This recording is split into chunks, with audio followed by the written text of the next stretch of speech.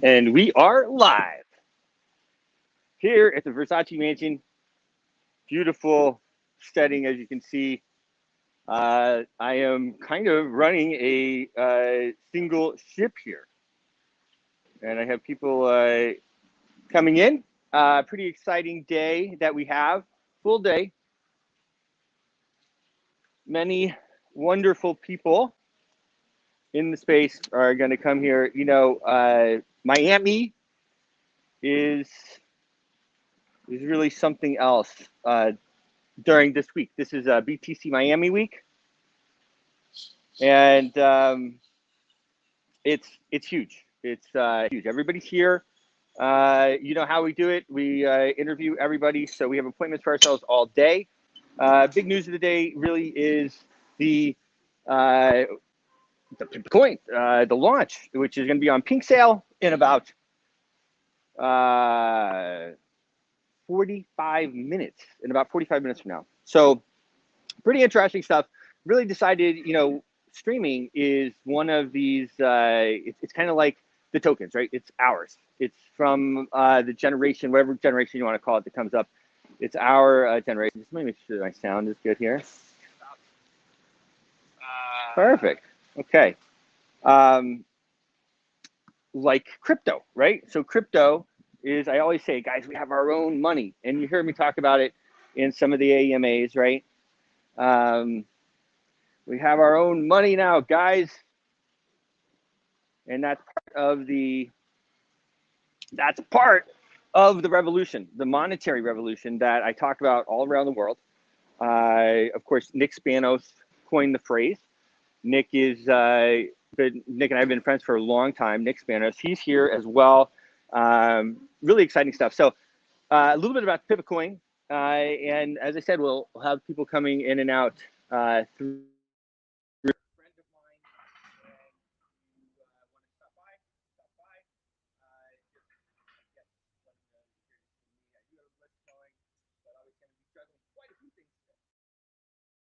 Bitly, you'll see that that takes me right to the detail for the Pepper coin and or the Pipa coin. This is Pepe's beloved flight in Manila and last night. But we're live, by the way, on Danjo, Sir Danjo's followers. We're also live on another partner account, 2.75 million followers, and I think other places as well. And we will have a steady stream of different interviews. The majority of but my point is, if you guys want to come in, we have it in the software where you can tune in remotely. So Bitcoin is one of those cool meme projects. I was talking to Marvin about it a little bit last night. Meme coins. Meme coins represent everything kind of like what crypto is, right? You can make something out of nothing. The 27 it can go 2000x, and you do that. And of course, I'm not saying that we're going to do that. That's great. That's what Pepe did. And of course, everyone deserves somebody. Everyone deserves somebody, and that's how we feel about Pippa and Pepe. So, a lot of content all day. This sale itself is going to start. It is a fair launch. They're doing this pink sale. Follow that link, bit.ly, bit.ly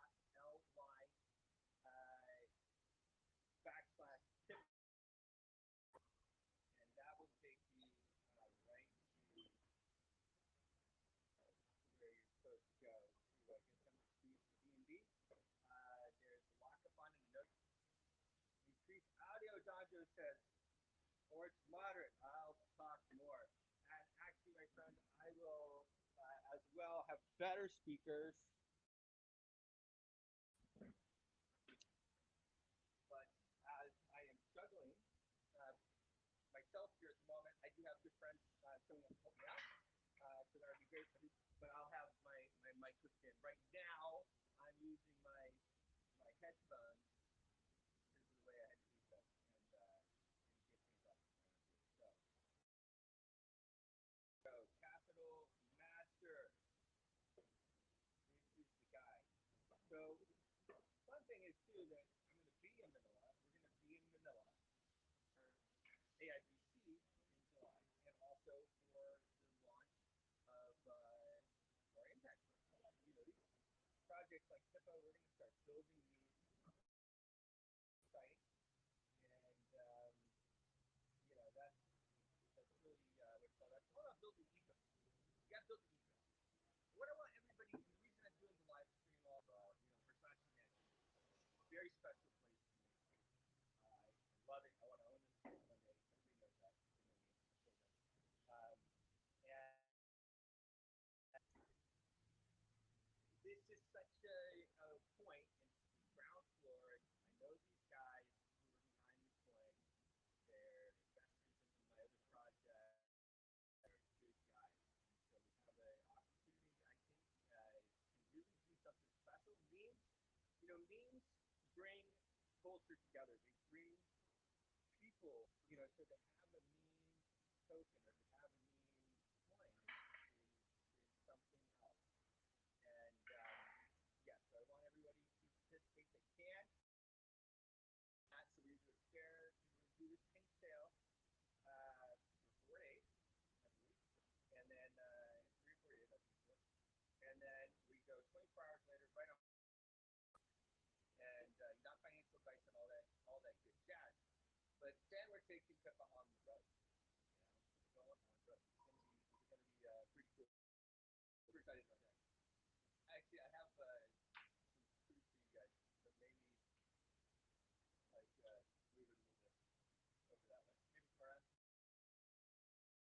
So we not like blah blah blah blah blah. Already, I hear my audio is not good. Okay. Well, I have these in right now. So of course, I would have my trusted brother here to help me out, and he did not come, but some of our other guys that are always helping me out. Really happy to see them. I know I also have support coming in for some of the interviews that are coming up, so that's going to be great. I think that even some of the interviews, me, I booked myself for 16 interviews. I think I looked today, and there was no other places. There were no. That's going to be cool. It's right there, guys. You can grab it. Oh, okay. Wow. Yeah. So, well, and I hope that we are going to get a new badge for this, um, and that will help everybody as well. And things that is they audit the code, they put their badge on it, they do the block. So we don't even have to control the lock. We have, not a lot of team tokens, or there's no team tokens, as a matter of fact, or anything like that. And that's, Morning, guys. everybody wanted to check. So super excited about that and how that's gonna work. You can walk around. That's gonna be, that's gonna be cool. And obviously, I've been in this space just a little bit more even about myself and West Junior. I've been in this space for coin was pennies when I heard about it. It was 50 cents when I looked. After that, it was very quickly, and by the time I figured out how to buy some,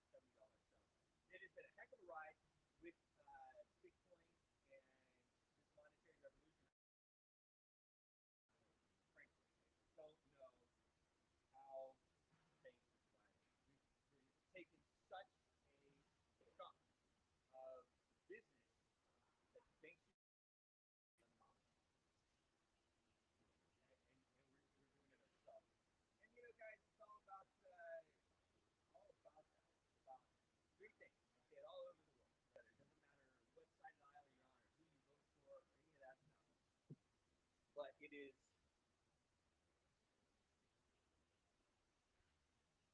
ownership, no voice at all. Hold on,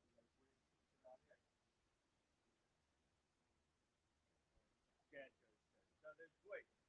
I'll speak, but if you stand near the camera, really, how it's not coming on this?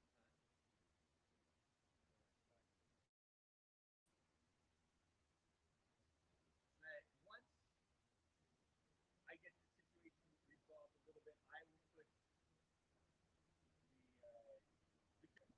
hey, can you listen and make sure you can hear me? Can you listen and make sure that you can hear me? Where would it be at? On banjos. We are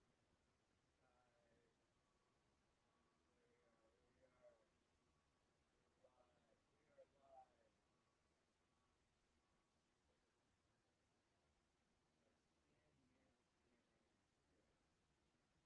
We are live. Also, make sure that the video is here. Ah, Danjo, your YouTube. So right now we are streaming to over 2 million people. Pretty cool. Here at the Versace Mansion for that's the stream. It's for the launch of this Pippa coin, Pepe's coin. So it's going to be pretty interesting. A lot of people as well have not been inside, and so that is cool too. I'll tell you what I'm going to do. What's that?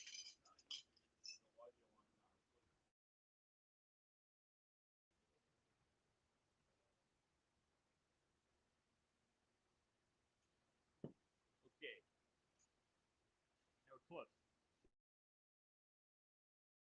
This guy comes around. Can you tell he's got coffee? We're gonna need coffee all day. Coffee for days. Um, so yeah, we have meme coins really are they encompass the revolution. They encompass the monetary revolution, as I mentioned before. They give hope to the down, to the people. Meme coin and end up being a crypto millionaire, which is huh?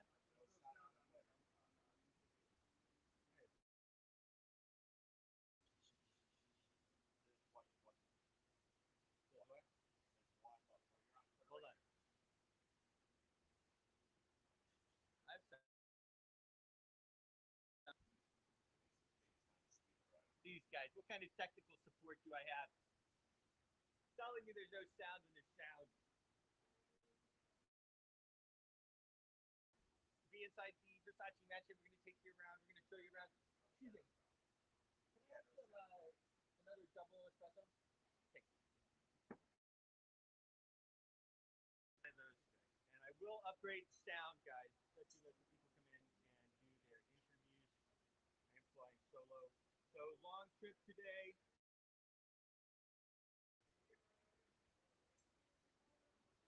And I'm not sure if that is possible, my friend.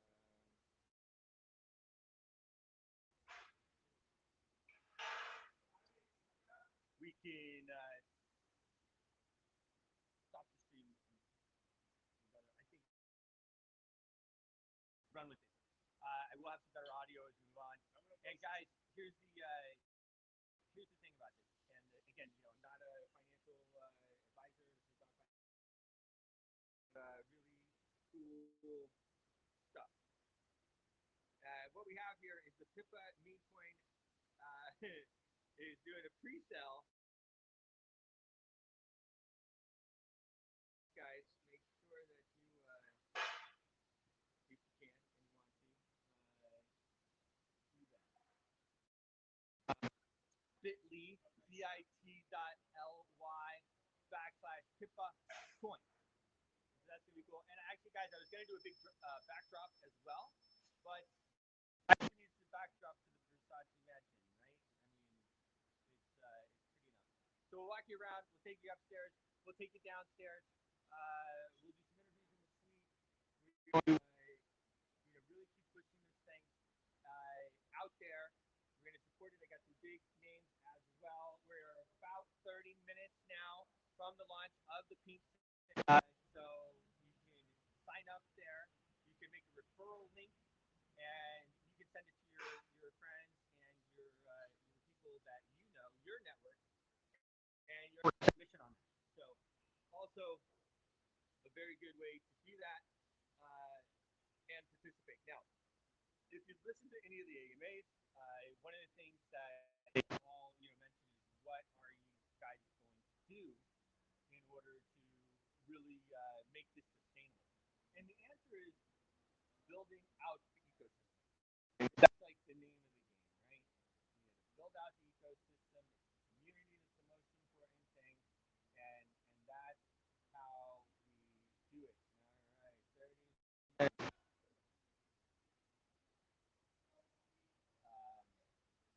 And it's that community that really makes the one.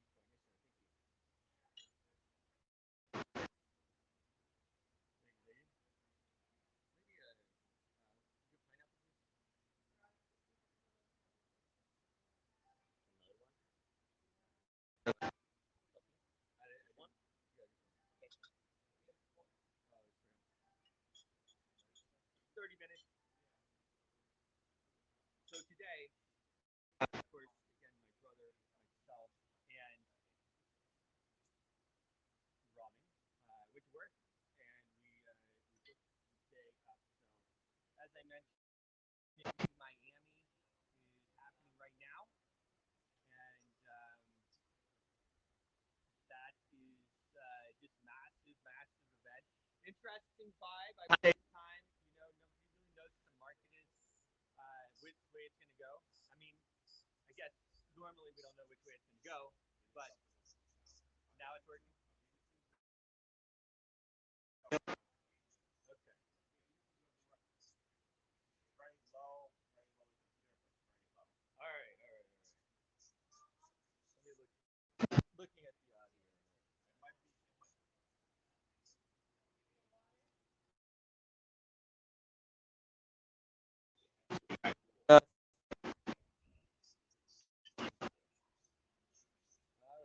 right. I get you. The sound.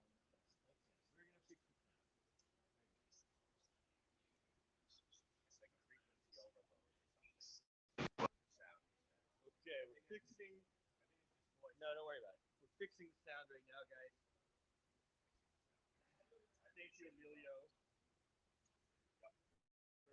It's not working good enough.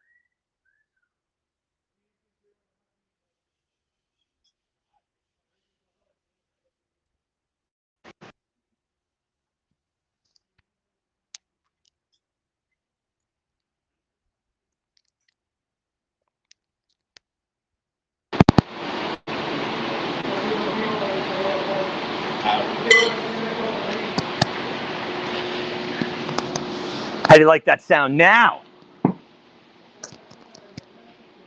Sound check 1024. 1, 2, 3. Sound check. Can you hear me now? Yes, loud and clear. Thank you, sir. Alfred. You guys keep feeding me information as well. That is a great thing for us to do here. I don't know any other meme token or coin token period that has done such a spectacle as us and what we're doing here today. There will be at least 16 different interviews of people in the space that are coming here to the Versace Mansion to meet us, to talk to us. We'll have coffee, maybe some drinks. There, I have one of the villas on the front. The Versace Mansion is a very special place to me. I've done a lot of things here, some amazing events. I've been with some amazing people, and what a fitting place to do something like this. It's like I said, a lot of people never get to come to the Versace Mansion, and so we're gonna walk you around and show you some of the place. It's very, very special place. It really is it's a wonderful place. And I think that another part of this, and when you talk about the build out of the ecosystem of Pippa coin, which is what I was mentioning before, it's the build out of Pippa coin existing in all these different places. And so Pippa coin, the beloved wife of Pepe, she needs to be in all these different metaverses. And so the partnerships as well is very important with these different metaverses. We'll push those forward. I am, of course, a consultant on the project, and these guys are amazing guys. They're very successful people, and that's why I'm doing it. So we're also taking Pippa on the road already, right? Because here we are in Miami. So we're taking Pippa on the road, but this is where we start, apparently. It's Miami.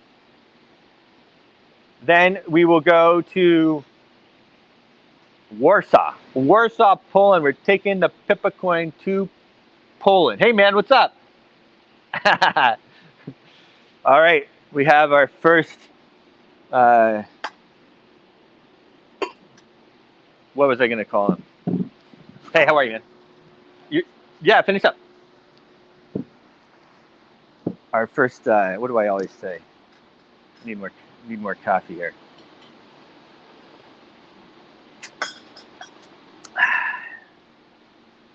Our first victim. That's what I wanted to say. Okay. But that's something really cool. And it is also pretty amazing that we're able to be here in Miami for BTC Miami. How's it going, man? You ready? Yeah, no, you go ahead and finish up. Running a little bit long. Sorry about that. Yeah. And all the big guys are here, obviously. The conference is huge. You also had what they call shitcoin conference over the last day or two. So that is happening as well. And we're just really excited about, one, the launch. Follow that link, bit.ly/Pippa coin, to learn more about the newest craze meme coin that's hitting and has the pink sale starting in 28 minutes. And then we go from there. And Sheikh, I think that the title, you're going to have to probably change on your end. You can take the pic.file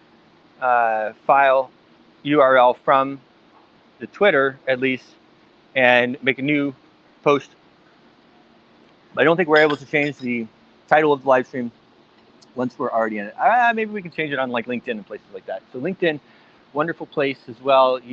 We've done a lot on LinkedIn, and 17,000 different connections there. Everybody's there. It's kind of like this conference. So last year, same deal. I decided to come to this conference at the last minute. Flew down here, stayed here at the Versace Mansion, and had our meetings and went from there. So it is. It's a special place. It's an awesome place.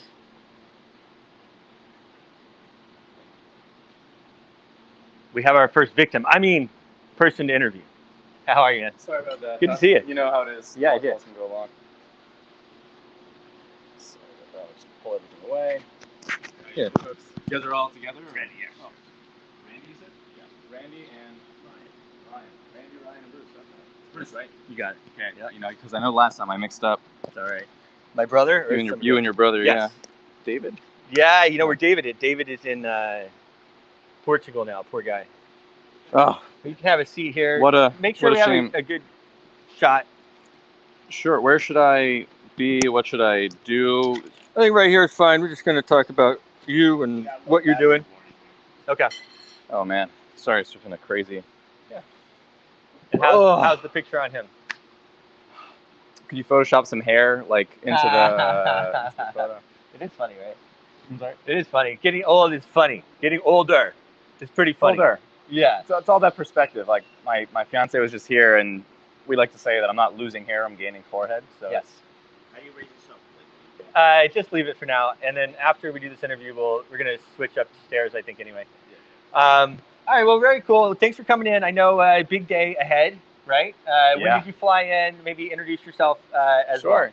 Yeah. So Elliot David here from Sustainable Bitcoin Protocol. I'm the head of our climate strategy and partnerships.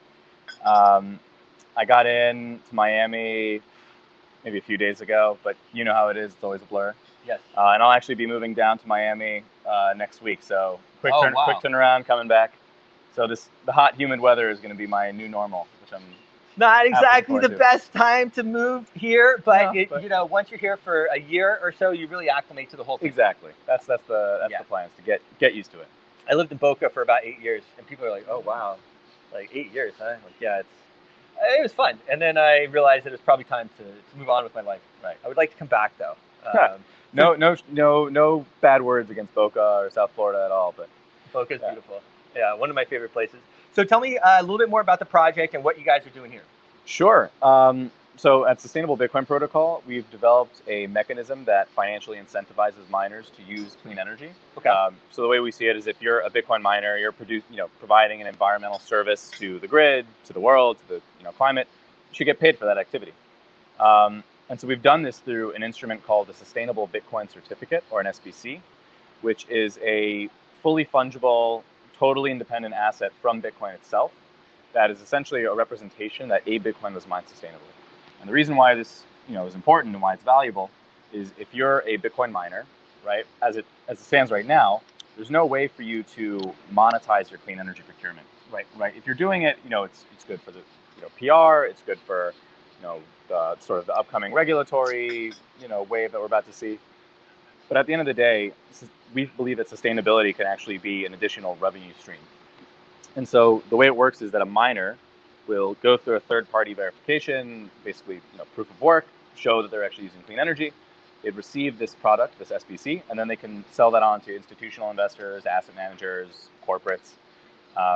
And actually, I was just on the phone with my colleagues, one of whom is in the Middle East, and we're seeing a lot of really interesting adoption out there in the Gulf, in Europe. I'm sort of hoping that we'll see more adoption here in the States. Yeah. But it's percolating. It's pretty exciting. Well, it's pretty interesting, right? I went to the week there in New York. What was it, Climate Week? Yeah. And everybody in the world was, they had some scheme to get carbon credits and everything like that.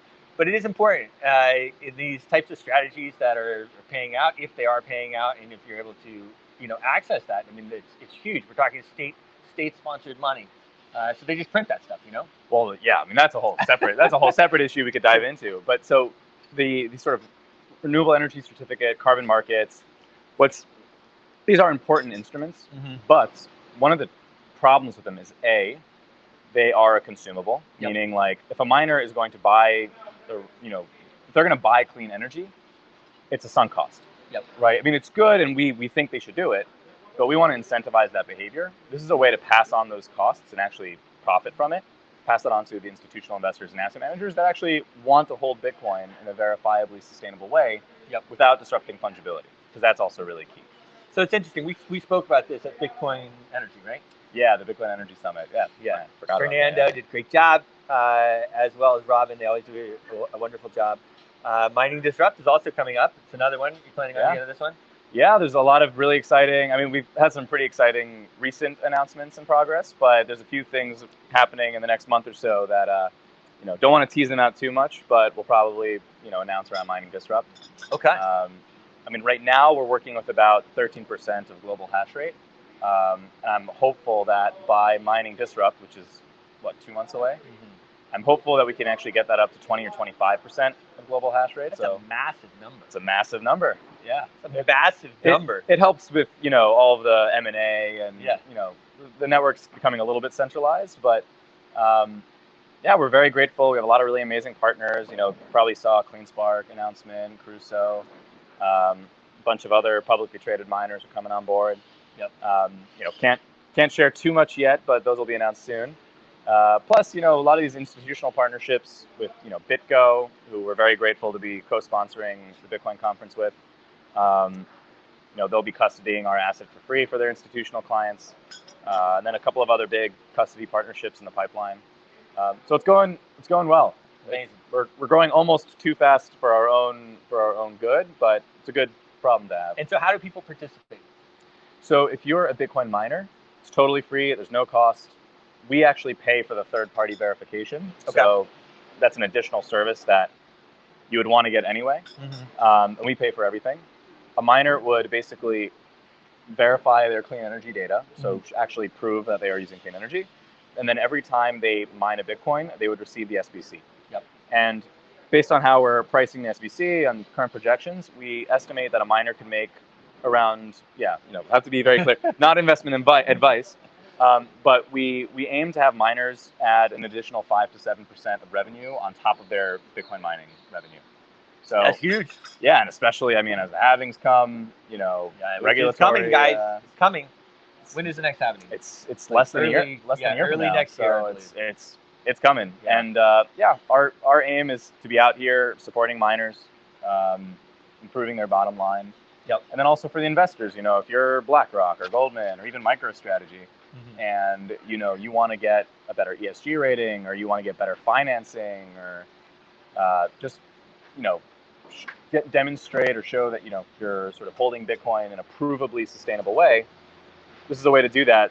That's also an investment as opposed to a sunk cost. Yeah, I love it. It's amazing. And everybody else does too. That's why you guys are having so much success. So talk about the team. Oh, the team is awesome. We're very small right now, about six people. Okay. So big part of why I wouldn't say a bottleneck, but a big, not obstacle. I'm trying to think about how to phrase this right. The next step that we need to sort of move on in order to really grow and scale is expand the team. So we're actually raising right now. That's going to mostly go to hiring new folks across, engineering, products, the institutional side. How is that raise structured? It's going good. How is it structured? Oh, I think we're raising $3.5. But yeah, any investors that are interested, happy to connect you with, our CEO, who's actually leading the fundraise. What is the website, social? Our website's sustainablebtc.org. Okay. And I believe our handles are sustainablebtc. Our name is kind of, not great, but as long as people good. Sustainable BTC. As long as people get what we do, yeah, and they get how we can bring them more value, like that's all that matters to us. Yep. But our team has a wide range, even though we're 5 or 6 people, wide range of experiences, geographies, from institutional finance to corporate sustainability, digital assets, Bitcoin. So yeah, really grateful to work with the team, and we're also excited to expand and grow. That's awesome. And so you're a co-sponsor of the event. What does that look like for you guys? You get stage time? Are you doing some special events? Or what are you doing? Thankfully, we don't have to speak at any events, I don't believe. I'm here representing the team. You speak great. They should put you on stage. Appreciate it. I mean, listen. This is our second interview, both times. Yeah, I appreciate it. He's on point. Stop. But yeah, I mean, the last, I think since I saw you last, pretty much every week has been a different conference having to speak at. Yeah. So definitely a little speakered out. But yeah, no, I mean, there's a couple of really cool panels I'm very excited about, especially around, Bitcoin and energy, and a lot of really cool stuff happening in emerging markets, which I can get into.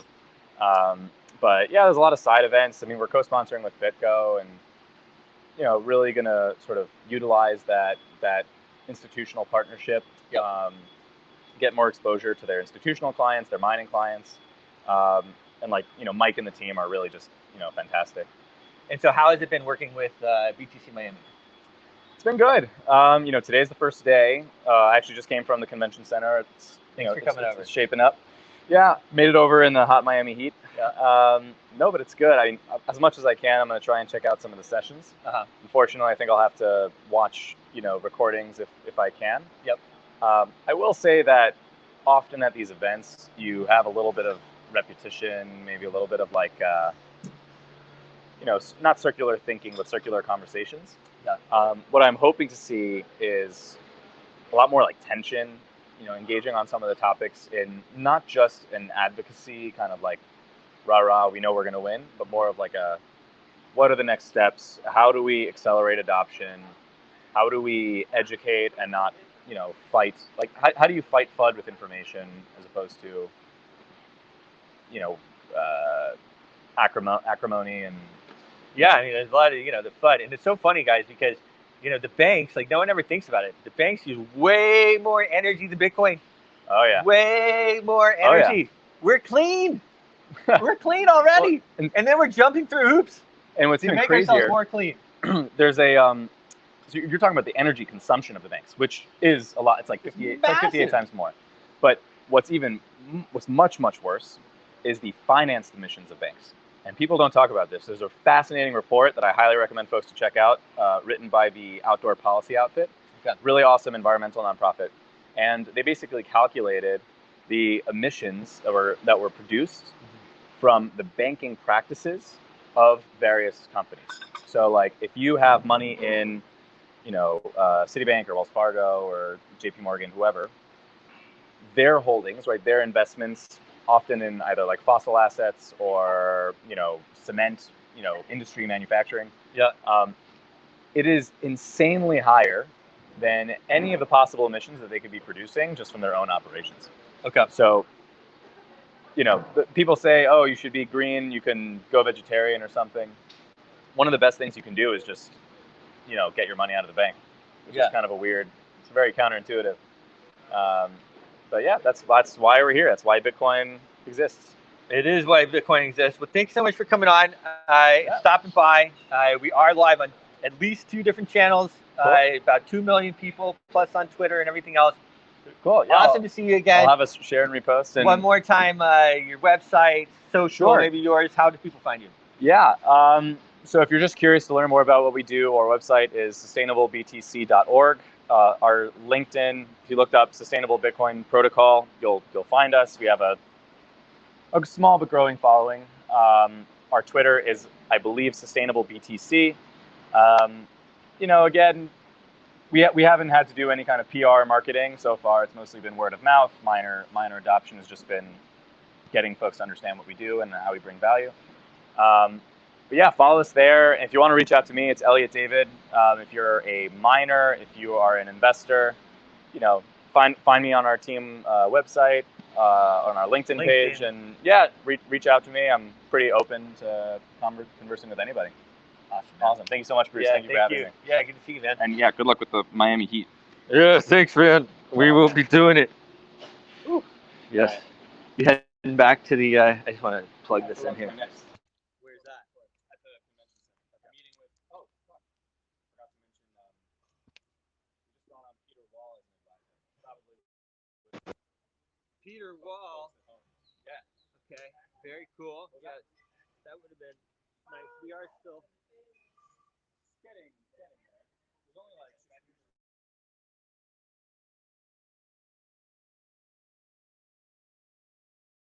so today it's like we are continuing here.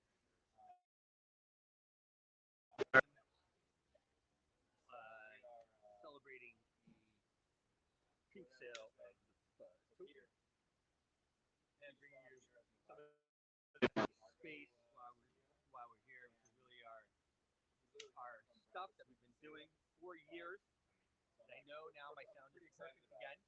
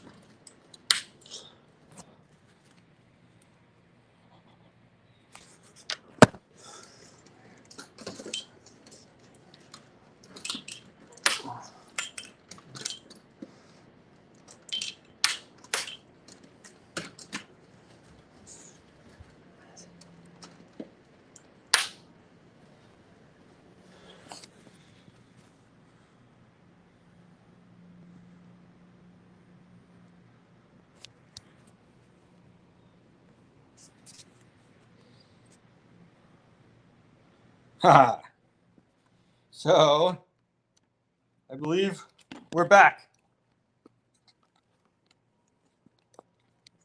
I believe that we are back. I'll confirm.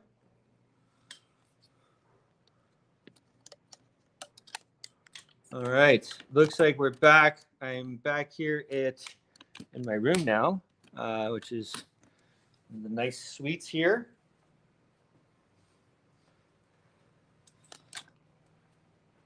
I believe we are back.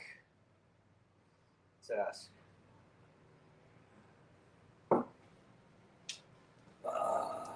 Back.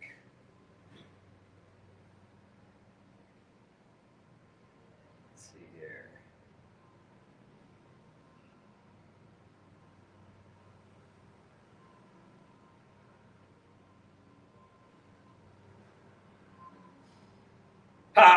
We're back. Fantastic. Okay, good stuff. So we are waiting on a few more people. We're back. Okay, back live.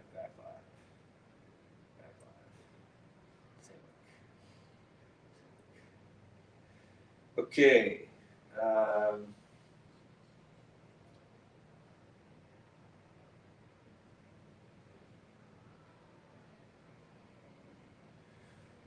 So actually, I can show you around a little bit while we're waiting for some of our interviews to come.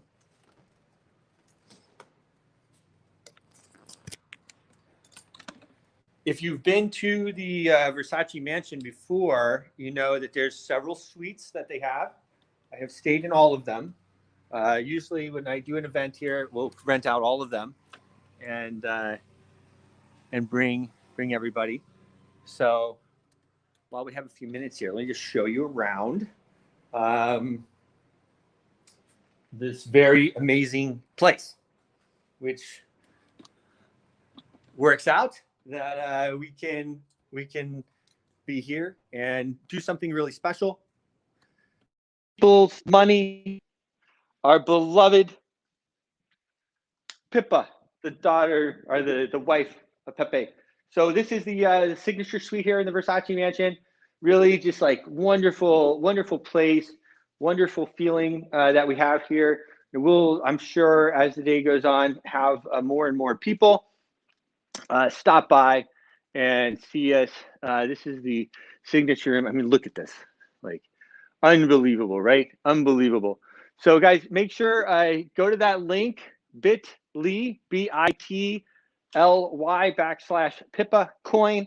Participate if you like, okay, in the pink sale, which is, it says, you know, fair launch, fair everything, okay, thing, and really something else. And if you look up here as well, I mean, just stunning. There are 1, 2, 3, 3.5, 4, 4.5, I would say, suites that are one bedroom, and you can see here. So once you are staying at the Versace Mansion a few times, you can't really not stay here. It's kind of like one of those things. Like, what are you supposed to do? You know, you got to do it. So that's pretty cool. You know, guys, as well as we look at what is going on in the markets, you know, I think even though it feels to me like the price of so high, to be completely frank, I think that, not financial advice and all that jazz, I think it goes up. I think it continues to go up. You know, the last time when we went down and we hit 35, 3,000 or whatever it was, Everybody thought we were going lower too. And I didn't. Once we got there, beautiful Versace Mansion here. I thought, that's it. And I started buying Bitcoin again. And I got to admit, I'm buying again. So there you go. This roof right here, this retracts. And actually, when Versace was here, living here all the time, this really was open most of the time. And then they would just, sprinkle rain in here. Normal Caribbean weather that they have here. Rains sometimes, spits on you, goes over usually. And of course, you have your hurricanes, right? All right, now we're going up to the top. We've done a number of fashion shows up here. I know Mo Hassan is going to come visit us here in a little bit. There you go. You can see now kind of my face in the mirror. So I need to pull out. We've done some fashion shows here and on the other side. And then as well, this is the grounds. I mean, this was his house. You know what I mean? This is amazing. I want to own this place one day. So then down here, what we have is, that's the pool right there. I'm going to go give you a better view of that. This room over here is one of my favorites. It's not a one room, but it's all tile floors, beautiful, and it has a bathtub, and the water, it's like a piece of art. The water comes down from the ceiling, and it's a really great room. If you do a chance, you want to come by, say hi, and take a look around, come on over. Right now we're going to do multiple streams today. Actually, I think we'll do one stream, hopefully. Yeah, looks like we're still good. And it'll just be great. So you look over here. This is kind of the spot. I think that's my champagne bottle I left last night. Ha. And you can see right there. If you remember, I think it was like 88 or something like that. This Versace was shot right down there on the stairs by one of his, I think, reported lovers. And that, I think it was like 1988 or something. I was here. I was here in the area. Lived in the area for a long time. So, okay. Let's again look at this. So, guys, it is live on bit.ly, bit.ly. Oh, let me show you this. This is always a fun one. So if you go all the way up, there's a little spot up here. This is the stuff, of course. You can come here and have dinner or whatnot, but of course you don't get to see this stuff. And you have their observatory up here. So really cool spot here. Again, talking about the pre-sale, the pink sale. It goes on for 4 days.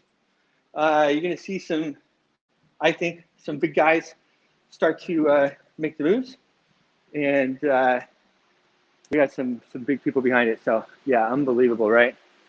There we go. And I am getting some comments here to the side.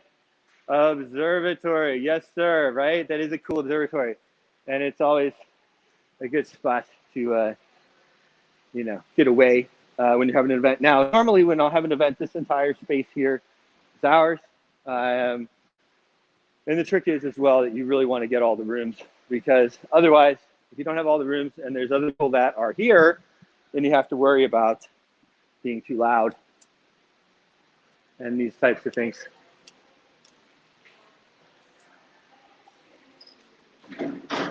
And if you guys have ever joined me or joined us at some of these, so this room right here, we're going to go in. They're cleaning it. So this is my favorite room. Okay, this is my favorite. Hi. I'm just showing. This one is my favorite. This is my favorite one. Maybe I'll change. Yes. I see the ceiling here. Yeah. And this is the Venus suite. You see how big, whoa, sorry about it, the beds are. And I mean, what better place? That's how I feel like. What better place to do a launch of the pink sale? Make sure you check that out. The hottest, newest meme coin out there. So, and look at this. This is some of the other stuff I really like about, you know, when you look at this, it just goes directly in. So they're painting it, but then it goes into it. So this is the other front suite. This one's called the Venus Room. And I've stayed in this one multiple times. Yeah, there we go.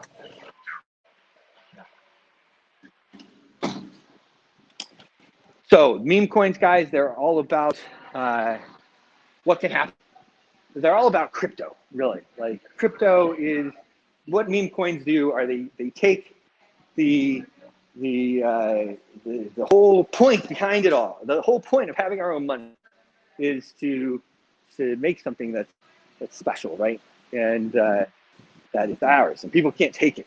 It's our money, right? That's what it's all about. So, you know, meme coins really they offer a way. You can be in some country somewhere with not a lot of money, and you know something amazing can happen. Now, I always have to say, right, that this is not financial advice and all that good jazz.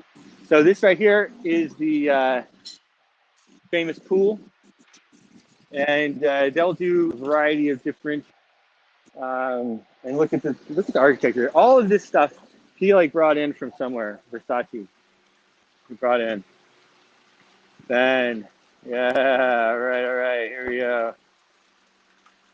Yeah, it's amazing, right? And then this water is actually it's heated. So that is heated water. And then again, this as well is retractable. So on clear nights, they can retract it. But on other nights, you can still have a big party here when it's raining. So that's pretty important for the whole scheme of things. Yeah, let me take you right over here as well.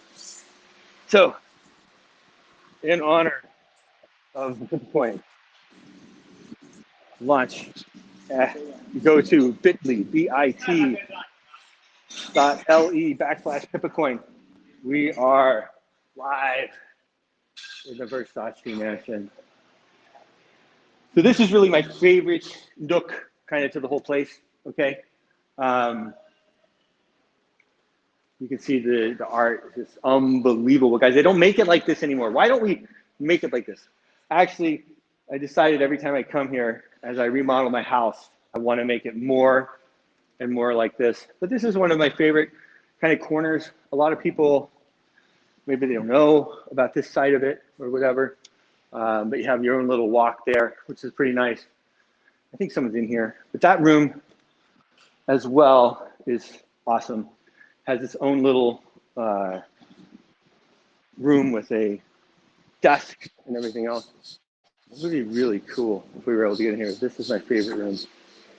You can just follow it from here, ladies.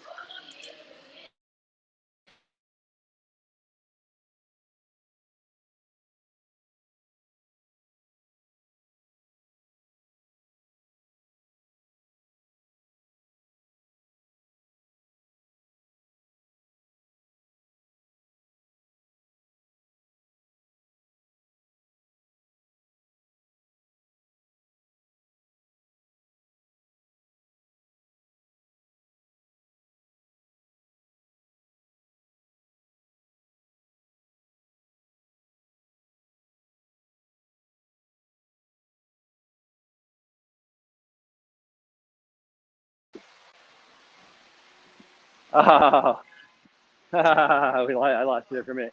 Anyway, I would have showed you the other place. I think I walked in there. Pretty awesome. And then my other favorite, look at this, yeah,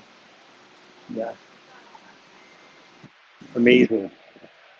Just amazing, really.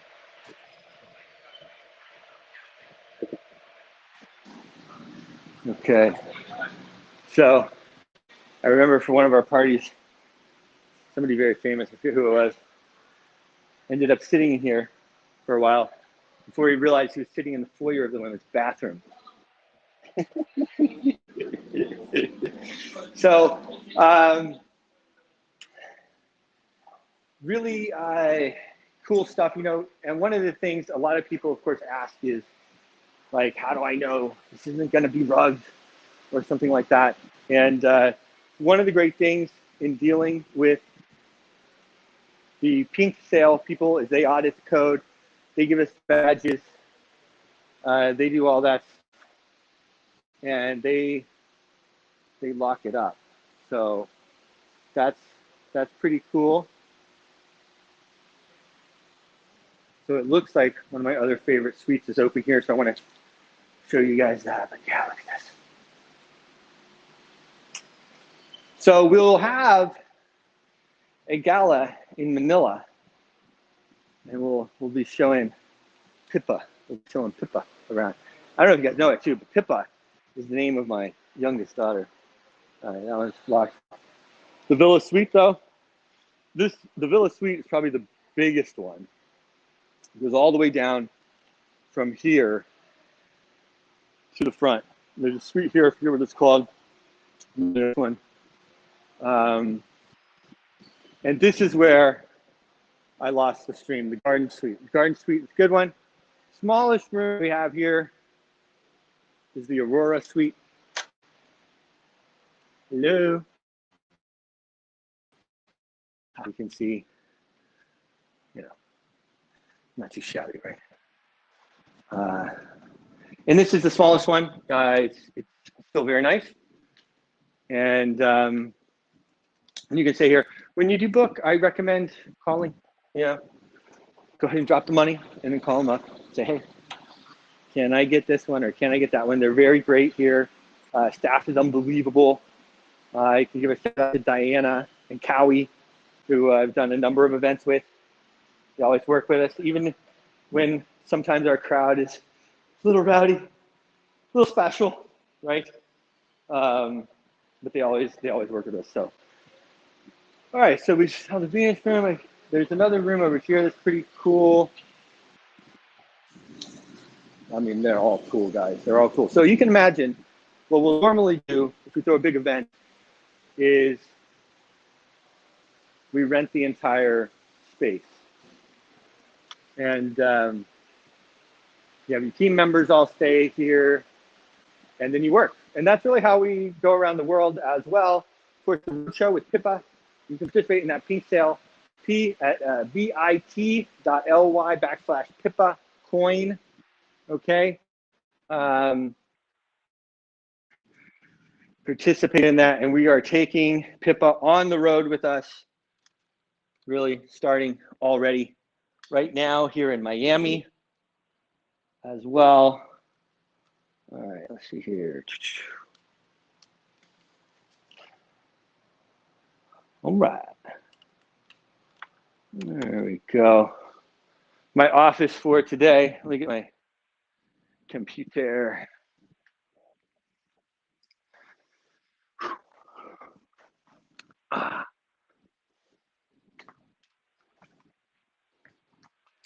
Have some very cool people that are coming in to see us. Some friends, most friends. One of the great things about being in the space for so long is that I met so many wonderful people like yourself.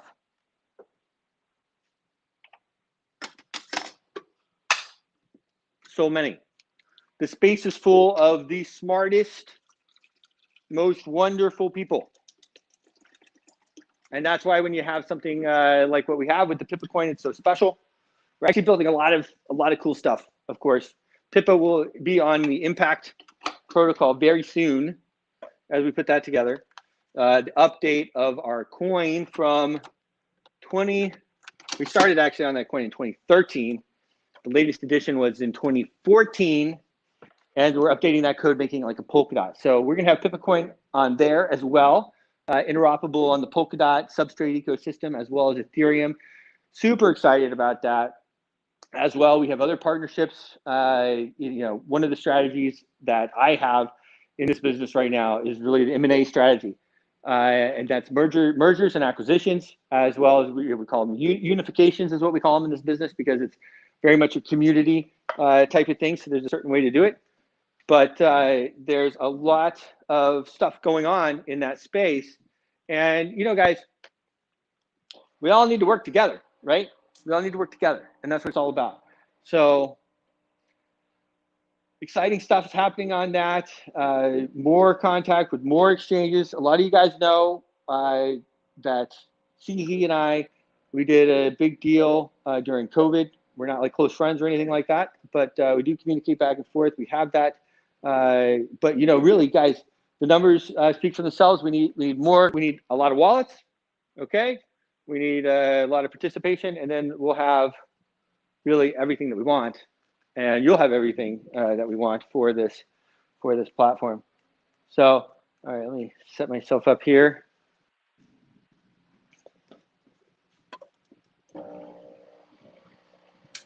And we are live. Okay, so the conference is going on right now, BTC Miami. My lights.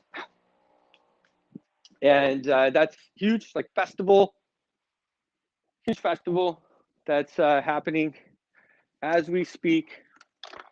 It's well past day.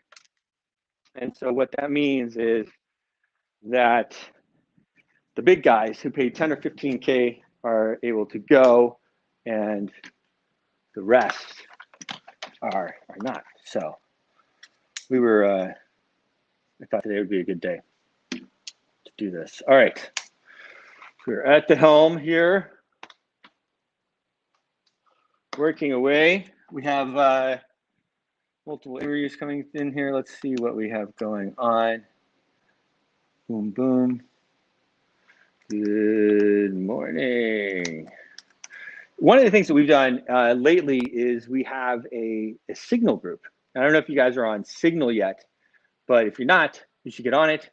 It's a very powerful, supposedly encrypted tool that you can use to communicate. And believe it or not, we have almost 300 people in that group. That's for my other venture. Of course, I am a consultant with the Pippa token.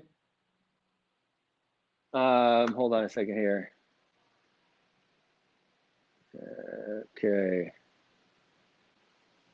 Okay.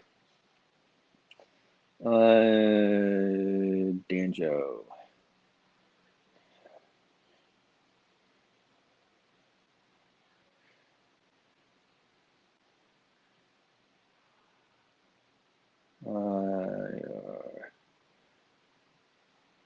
Okay. So we'll get that set up. Let me see here. People info. Pippa info is here. HTTP. bit.ly. bit.ly/Pippa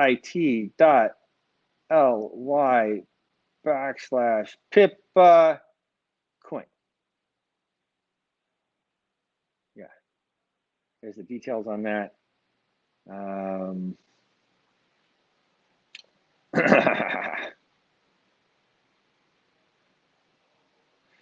Okay, so pretty interesting what we have going on here. As far as, you know, in this space, it's all, you want to capture the moment. The memes really give us a way that we can express ourselves to each other, and really do some awesome stuff. Awesome. Okay, here you go, big guy, Mr.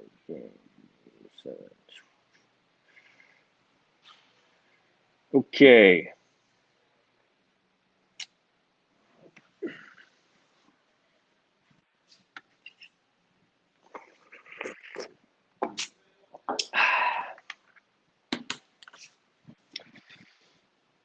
Who's in Miami? Let's go. Let's take care of our friend here. So the tokenomics, let me pull that up. Sorry, looking right at it. On this bad boy, it is set to run. It is all audited and all this stuff as well. Tokens for liquidity. 136.909.919.999.9994. Soft capped is 50 BNB.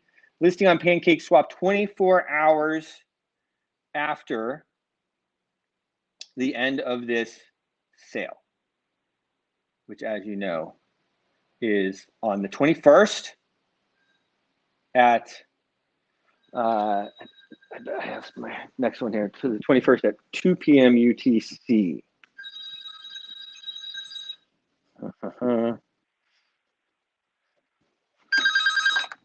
Hello. Amazing. Can you please send them up? Thank you.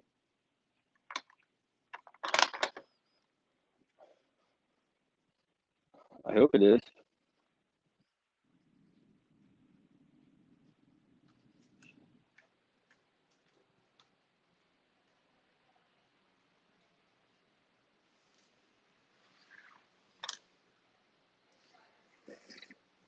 So we have another person making their way up here.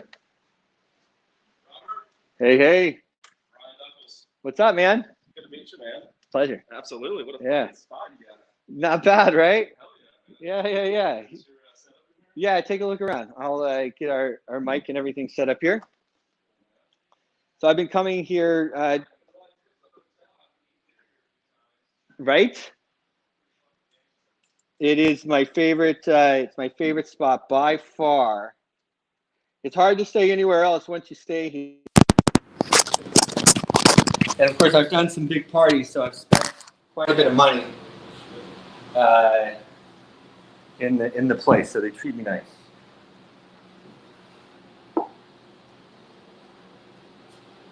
Okay. Spot here.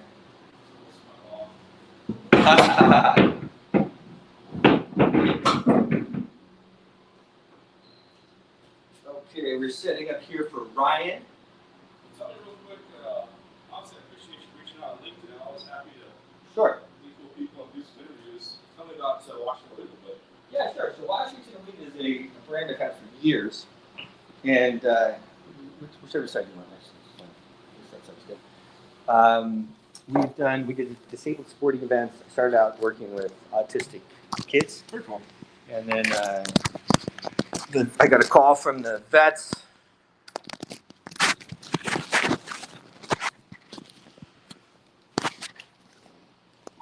Interesting, Dan. Yeah, because Are you a sick dog? no, I'm trying to Dan because I didn't actually get that link. That's annoying. Okay. Well, we'll have to work on that. So we started out doing that. Then we did some different.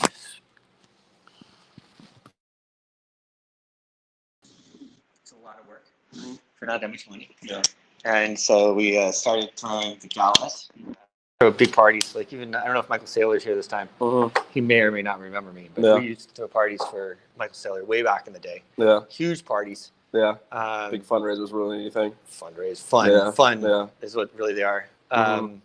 And then so we've done a lot of that stuff. So we've thrown a gala historically quite a bit, and then now we use it as well as a media brand. So we come to different conferences. I obviously didn't plan on coming to this conference. Gotcha. I just kind of said, all right, I'm gonna come down here. I have a client. See what happen. Yeah. Yeah.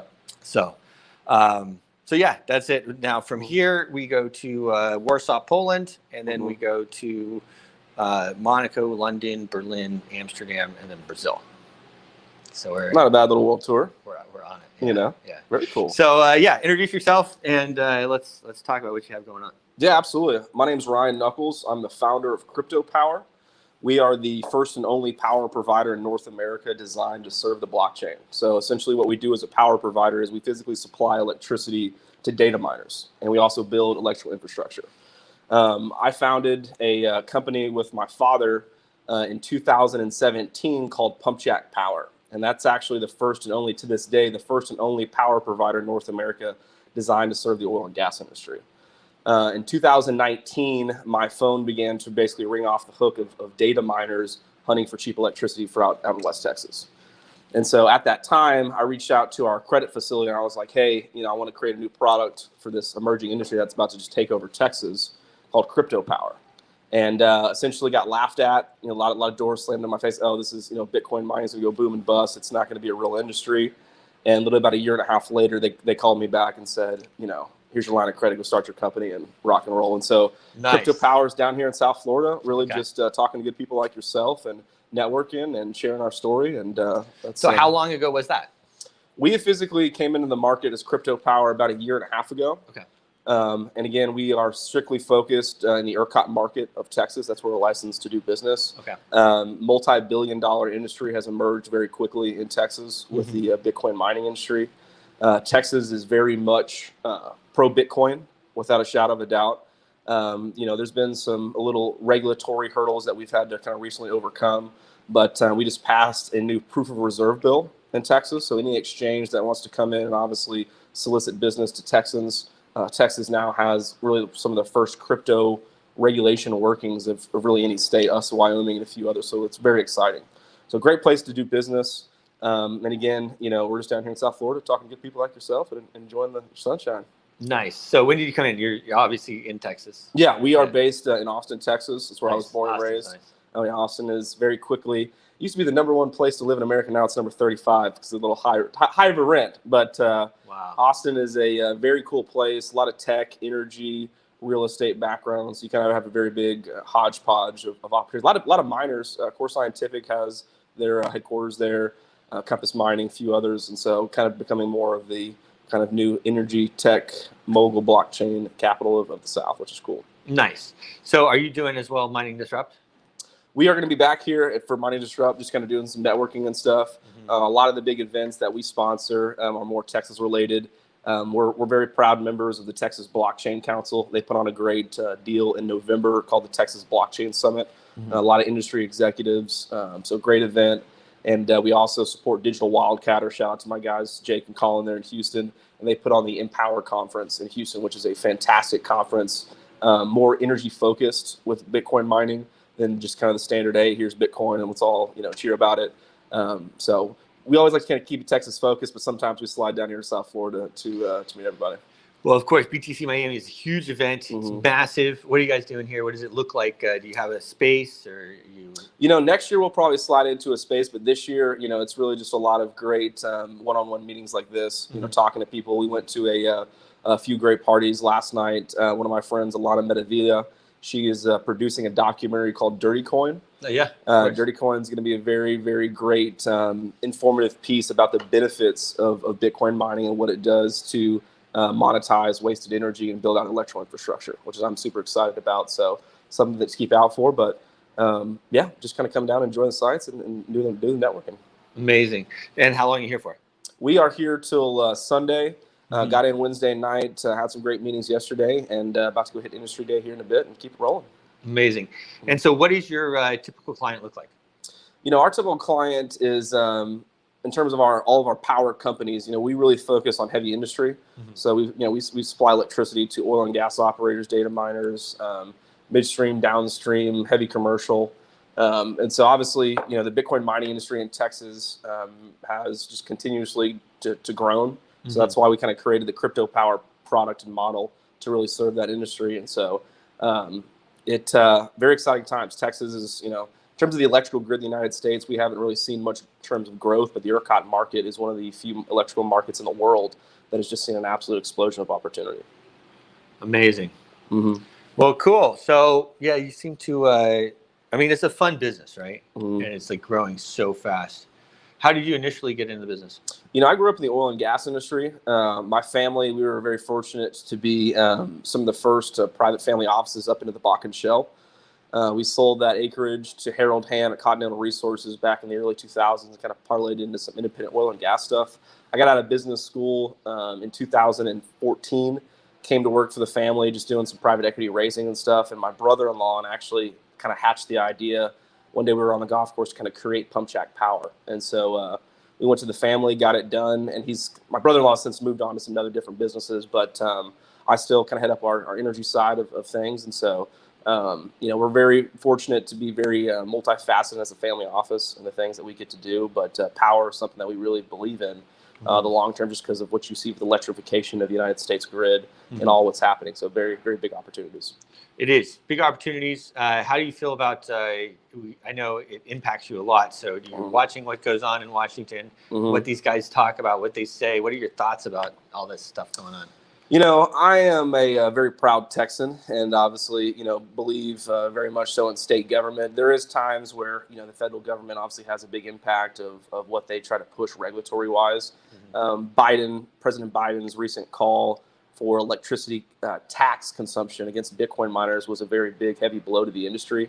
Luckily, that's since been killed, but state government standing up to the Fed and saying, hey, this isn't right, and this is how we're going to do it in Texas is why I'm such a proud Texan, because we really have some great state leaders that represent us at the federal level as well. I'm a big supporter of Senator John Cornyn and Ted Cruz, personal friends of mine. So. Wow, yeah, Ted Cruz, he's a bull, right? He's a bull, man. Some people don't like him, but he's really been down at the border the last few weeks, standing up for Texas rights and our sovereign rights as America. And so big Ted Cruz supporter. That is something else. Well, it's interesting because when he was running for president, I was fairly not so nice, but he did a great job. And his Cruz crew, as you call them, they were like a force. Yeah. And the governor here now, DeSantis, has done an amazing job as governor. Unbelievable. There's no doubt about 100%. It. I may or may not think he's the man for the job at the moment, but but that's the type of grassroots thing that you need. So Ted Cruz really has that grassroots. He knows how to work with people. Good to hear that you know him and that he is talking to people like yourself. Absolutely. Because, that's he's a big supporter of the Texas blockchain industry and really gets behind us at the federal level. So very good we have that support. Well, guys, it's about energy, right? I mean, it's about energy, and Texas is an energy state. Absolutely. And you got to keep that energy moving, keep it free. And we can be the largest energy producer in the world. 100%. And that's it's just important that we operate together. So, well, thanks so much for coming on. How do people find you? What's the website, social media, all that? If you want to follow us at www.pumpjackpower.com or cryptopower-tx.com. You can also add me on LinkedIn, Twitter, and Instagram, Ryan Knuckles. I'd love to chat with you. Want to learn more about the energy industry in Texas. Ryan Knuckles. Thanks for coming on. Man. Absolutely, man. Absolutely. 100%. All right. So we are moving right along. Obviously, you guys know, and we're going to put up some backdrops. We can still, but it just seems like, guys, that how are you going to put a backdrop on this? Yeah. Great spot. So I think as we move forward, though, I will have some artists come in, do some memes and stuff like that live. Remember, guys, we were streaming all day.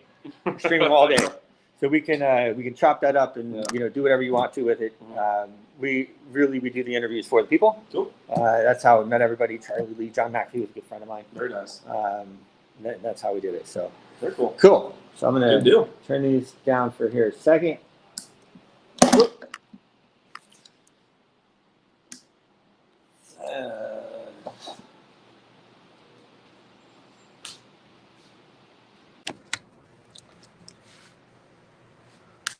Okay. And what's your plans the rest of the day? I'll be doing this all day. So we have 16. 16. Very 16 cool. of these things, yes. And then as well, probably hanging out tonight. What are you doing? Man, I am going to industry day real quick, and then we got two little happy hour at 4, and then a little party from 6 to 8, and nothing after that. So I'll be around. Cool. Yeah. Hey, I got your number, LinkedIn message. All right, brother. Absolutely, man. Cheers. Thanks for coming by. Okay. As much lighting here as possible. What we're doing. So this is our stream, our official stream, of course, for the Pippa coin. That sale is ongoing right now in the on the pinksale.site. You can get there bit.ly/Pippa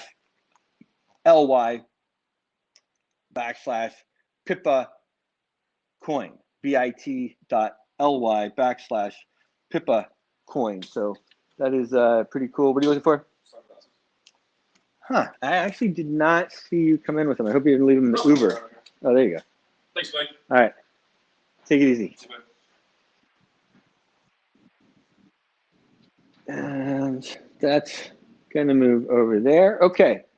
So, of course, as we put this together, this stream, okay, I don't know if we'll do it for 4 days or not.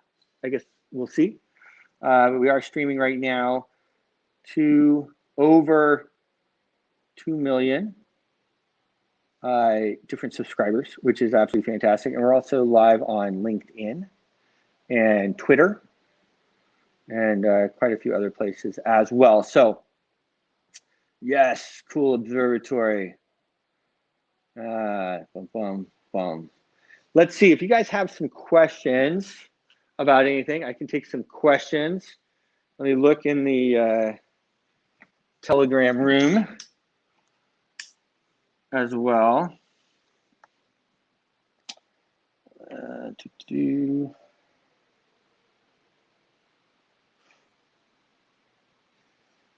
right.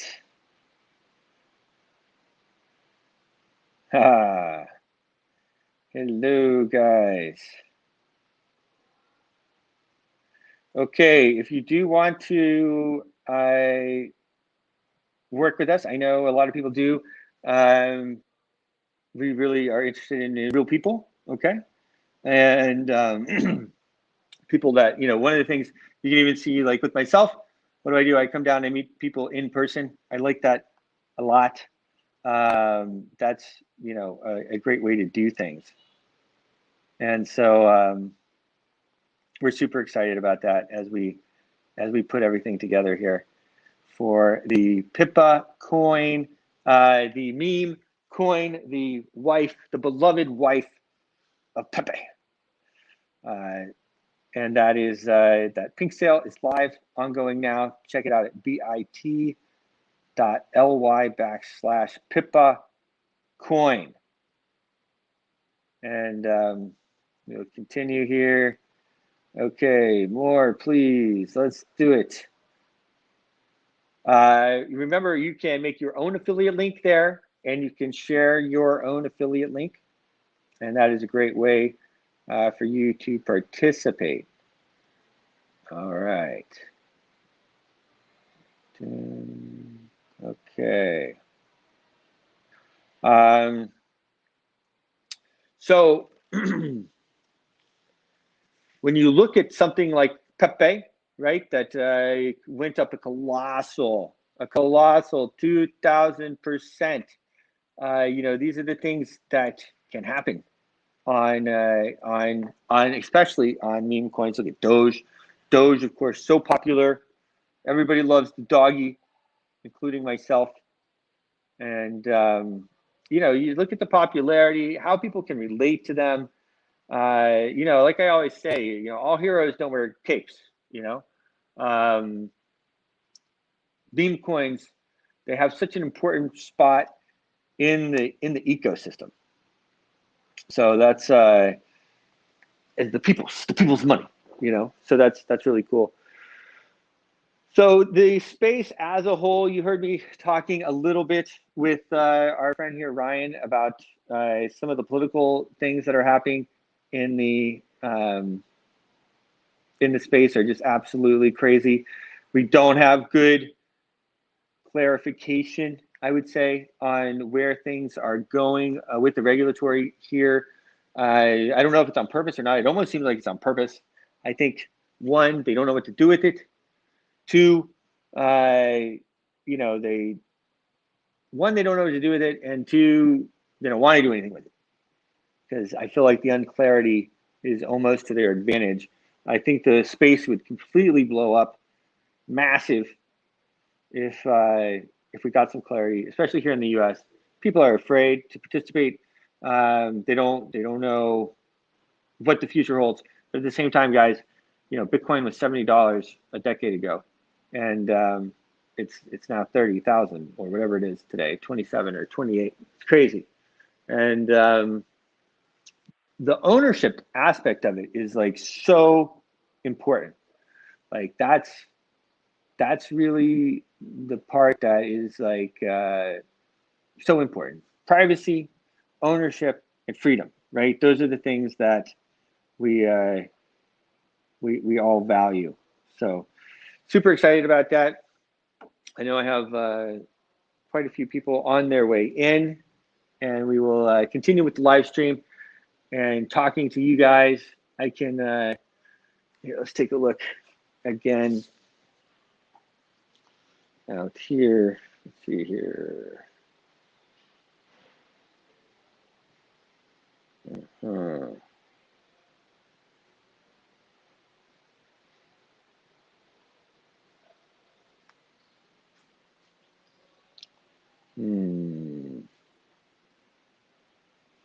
Okay.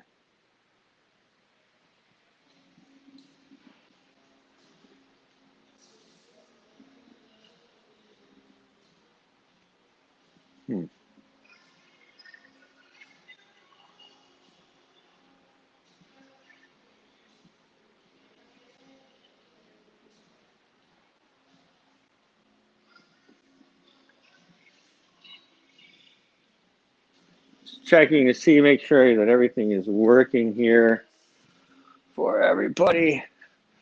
As we put this together, of course, we'll be streaming all day as we push this forward, and then start on the Roadshow as we kick off here. Sounds like they just opened up the restaurant downstairs. If you are coming over here, make sure to make a reservation, either with myself that you're coming, or at the restaurant. I think you can do that as well. Let's see here.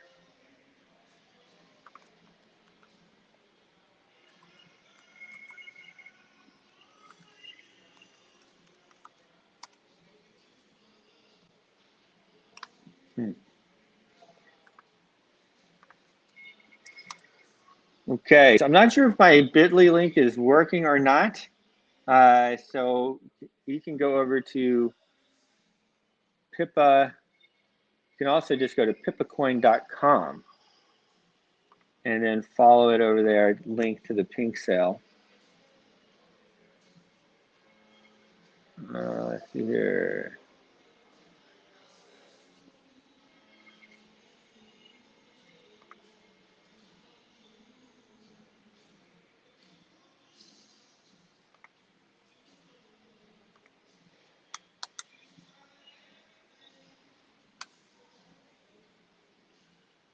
Okay, so should be working.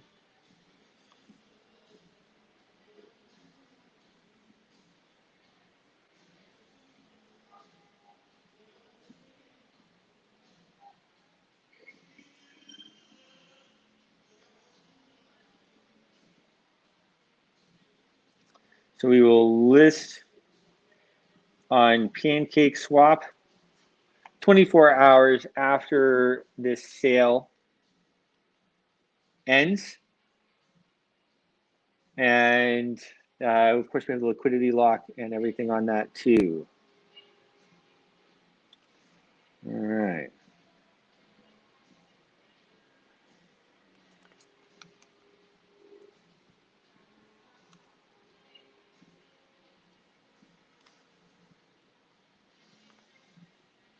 Uh-huh.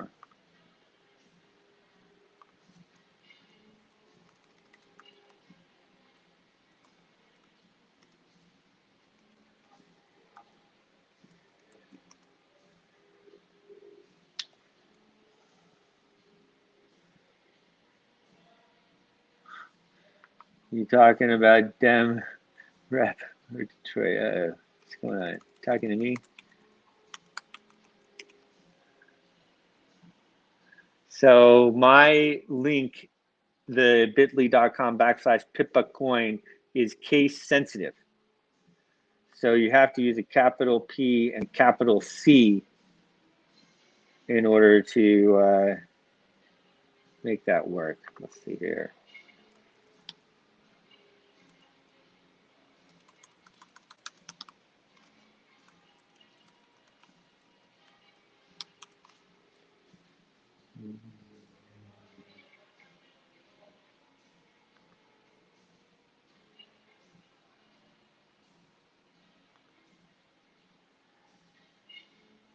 Yes. Okay, very good. Okay, so it is 3 days. 3 days. So 2 days, 22 hours are left. We are very good. Okay, so it is 3 days. 3 days. So 2 days. There we go. As we start to really get this out there, like I said, we're interviewing quite a few amazing people as we do this. Let's see who is coming up next.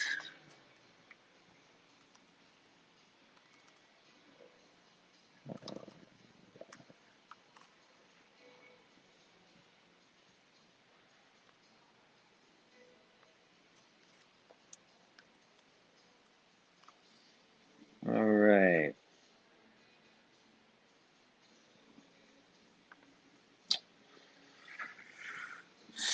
So we didn't see Joe yet. Next we have a little bit of a break, it looks like. I have a little bit of a break for lunch, which is awesome. I didn't even get to eat breakfast. So, okay, well, cool. Well, we're going to continue to push this around. I'm going to show you a little bit more of the place here. It's really cool. The grounds.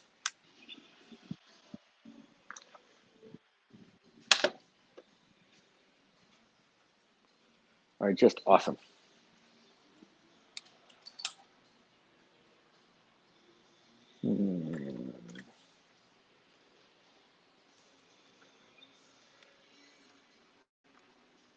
Okay. Uh-oh. That needs to charge.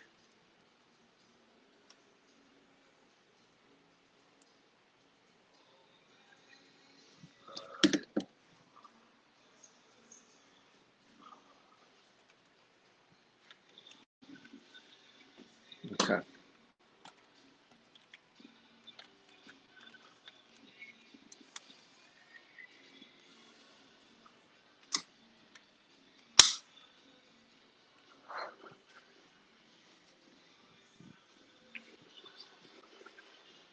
So one of the great things about being in this space is the fact that there's people like you that are in it. And I see we just got quite a few people that joined us from around the world. You can participate in what we're doing at on the pink sale right now. We're having a pink sale, bit.ly.com or bit.ly/Pippa coin. Make sure to use the capital P and a capital P, capital C to get there. And that's really the coolest thing about these types of things is that it's our money and we can produce these things and we can have a meme coin that people get behind and people like and that's really kind of what it's all about, So we will be streaming. I have more people coming in here and we're streaming the whole time. We're just streaming away as we do this. So I have to let this continue to be plugged in here. And so I can take some questions. If people have questions, Pippa coin, let's go. Pippa. Pippa is the beloved wife of Pepe. Pepe, the largest meme coin, latest one to rocket up the markets. Unbelievable, really, how that's happened. Unbelievable.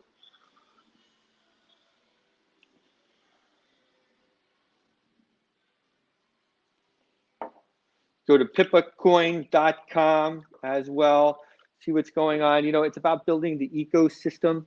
You have to build the ecosystem around it. You look at coins like Floki, some of these other ones. Those are, what do? They have something that's special. They get the people involved. The people support it, and you build the ecosystem around it. So you'll see a lot of that stuff as we start to move forward. Of course, the roadshow is an important part of it. But let's see here. bit.ly/Pippa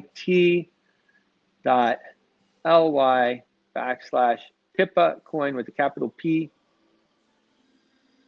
and a capital C. And there you have it. Okay.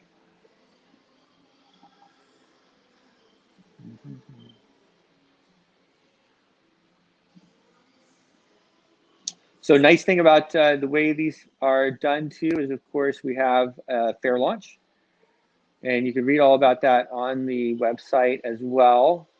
We have a fair launch of the Pippa coin. And pippacoin.com. You can check it out. Everything's right there. The contract is audited. I think we have this check, that check, everywhere, check. That we need on there. So super excited about it. And this is really, the people's money without with the risk of sounding cliche, right? It's the people's money. Super excited about it. So you can head on over there to the pink sale, participate in that. This is the ground floor, right? It doesn't get more ground floor than the pink sale. This goes on for 3 days. We will be really, pushing it out there. We'll be here all day at the Versace Mansion and going into the evening probably as well as we push this forward. So pretty excited about all that. Make sure if you are on Telegram, hop in the Telegram, hop in the Discord. The Telegram is t.me/Pippa coin _group. And these tweets, guys, that are coming in right now, they have a bot set up, and it's if you click the link, they are from influencers that tweet something, and then of course everybody's able to go and comment and everything else. So that's always a good idea. If of course you are supporting and you want this to be a great thing. So let's see here.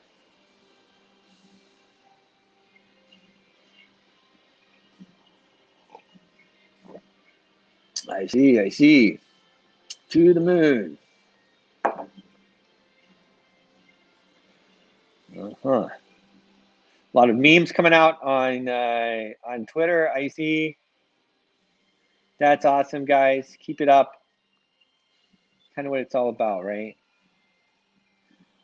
All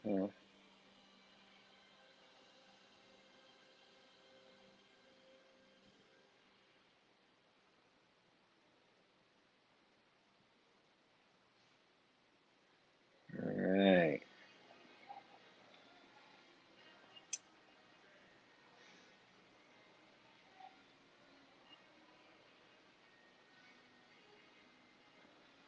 Okay.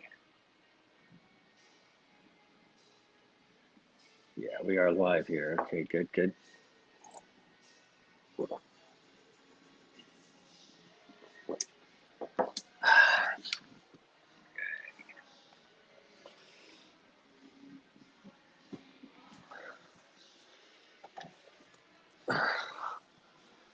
Let's see here.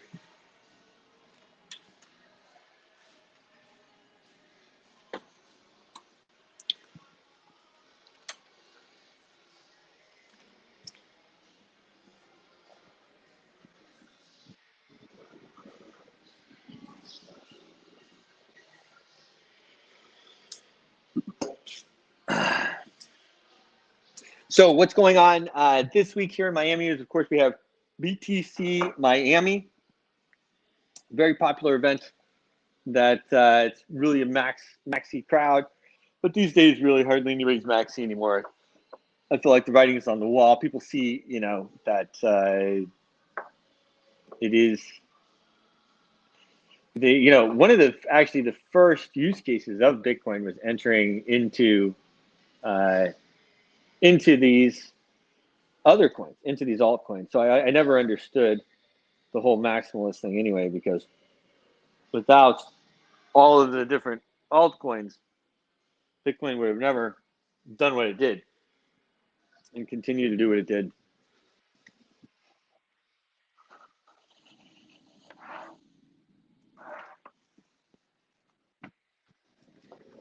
So that's pretty interesting, but that's a big conference it's going on right now at the convention center, I believe, and there's a lot of people in town for it.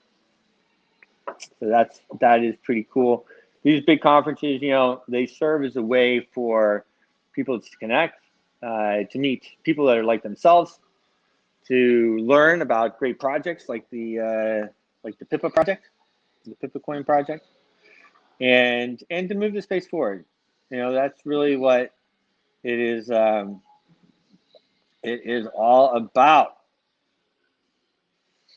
So as we move forward here, you know, guys, this is sometimes in your life you realize that you're parts of things that are very special with special people, and that's what it looks like we have here with Pippa.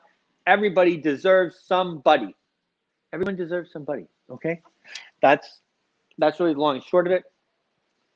Pepe deserves to have a loving wife, and of course, I'm a consultant on the project. We're gonna do lots of great things and work really, really hard. And you're gonna like the tokenomics. You like the tokenomics? You like what we're doing? You believe in the meme coin thing, which I think is very important. Doggy has been, you know, it's inspired even a generation, inspired Elon Musk, who inspired all of us.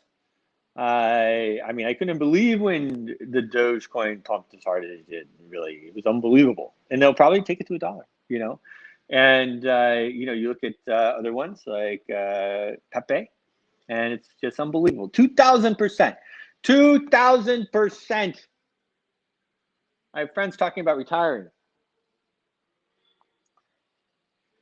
True story. Retiring off of Pepe. Of course, Pepe is now on Binance. It's one of the reasons why the team chose the Binance chain. Low fees, lots of people that are involved. And of course, we have a major exchange right there. So, you know, it's not about the whales. It's really about all the people that participate and that can have a say and, you know, be part of it. And the more people that are participating and the more people that have the Pippa coin, you know, the better off they are. So when you go to the site, you can follow my link, which is bit.ly/Pippa coin, P, capital P, I, P, A, capital C, O, I, N, Pippa coin. And you can set up, you connect to your MetaMask, and then you can set up your own,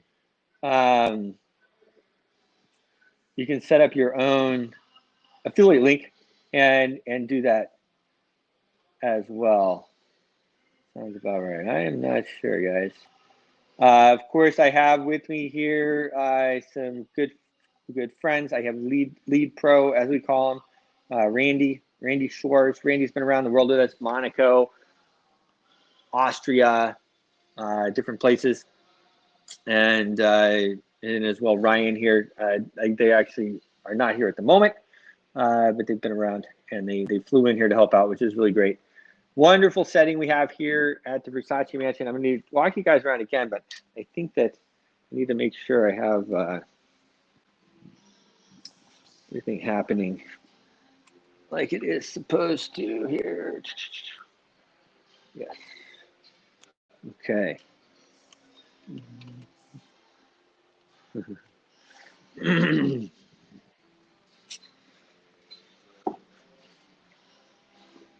Pippa coin, the beloved wife of Pepe, really captures the heart of a coin.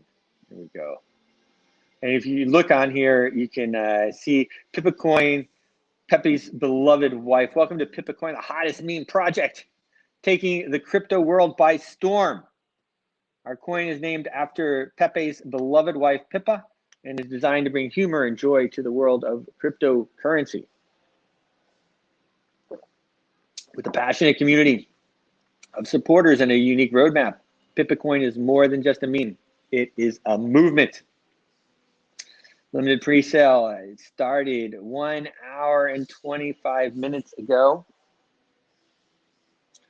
There's going to be 854 NFTs.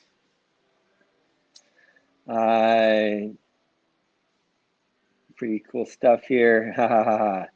About us at Pippa Coin, we're all about having fun and spreading the positivity. And speaking of that, guys, look at, we have multiple meme contests going on. About $750 are up for grabs on that. We want all of your best memes. I love the meme competitions. It's like one of my favorite things to do in the space. Our community is made up of people who love memes and cryptocurrency and making the world a better place. We named our coin after Pepe's beloved wife, Pippa, because we believe in the power of love, humor, and creativity to bring people together. Pippa Coin is a unique cryptocurrency that was created with the aim of providing a fun and engaging way for people to interact with the blockchain. Our community is made up of like-minded individuals who share passion for crypto and positive impact that it can have on the world. At Pippa Coin, we're committed to making a difference in our communities through various charitable initiatives. We believe in giving back and supporting causes that are close to our heart. That's why a portion of every transaction made with the Pippa Coin goes towards supporting charitable organizations and initiatives. We also believe in the power of education and awareness when it comes to cryptocurrency. That's why we are dedicated to providing resources and information that can help our community better understand the world of crypto. We believe that by spreading knowledge and awareness, we can help more people benefit from the advantages of blockchain. As a community, we value creativity, humor, and positivity, and we believe that these qualities can help bring people together and create a more welcoming and inclusive environment for everyone. Whether you're a seasoned crypto enthusiast or just getting started, we welcome you.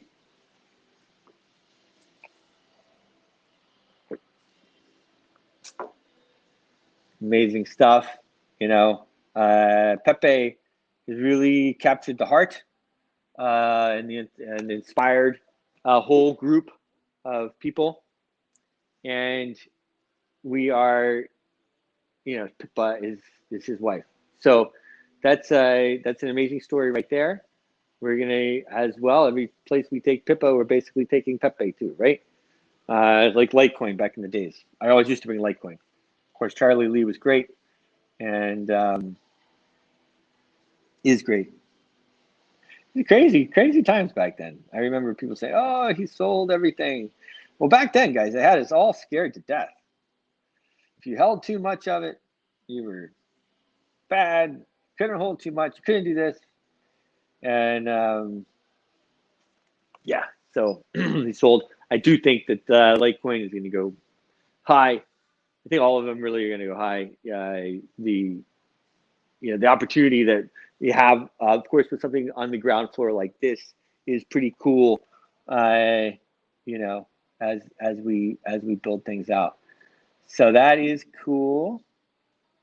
And let's see here.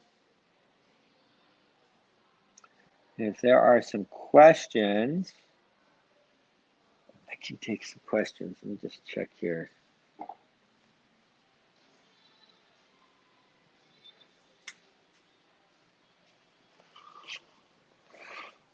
All right, let's go to the moon.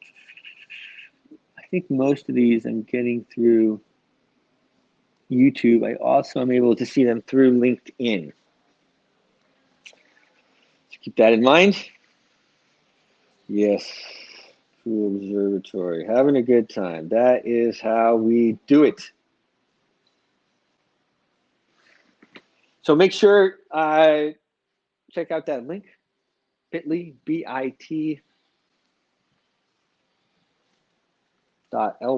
bit.ly/Pippa Coin, capital P, capital C.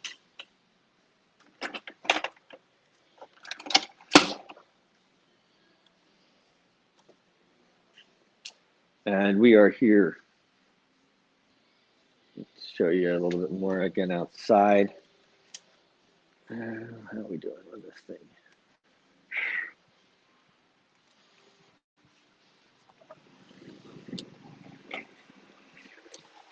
So, yes. I'm going to take you around here again, show you what we have going on. This is, of course, what's called the signature suite.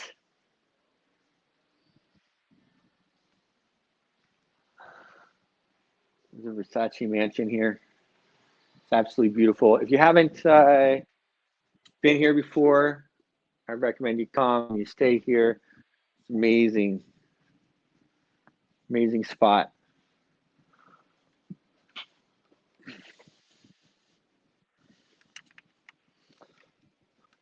So this is the signature suite. I'll give you a quick tour. We've done a couple of them so far.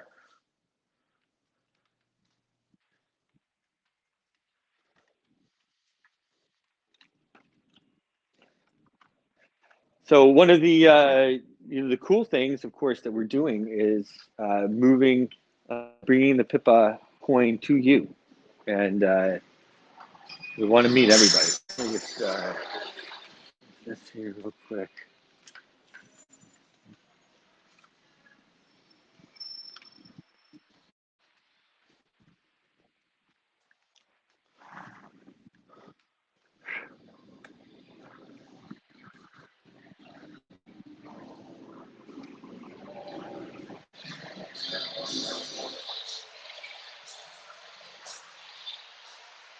Beautiful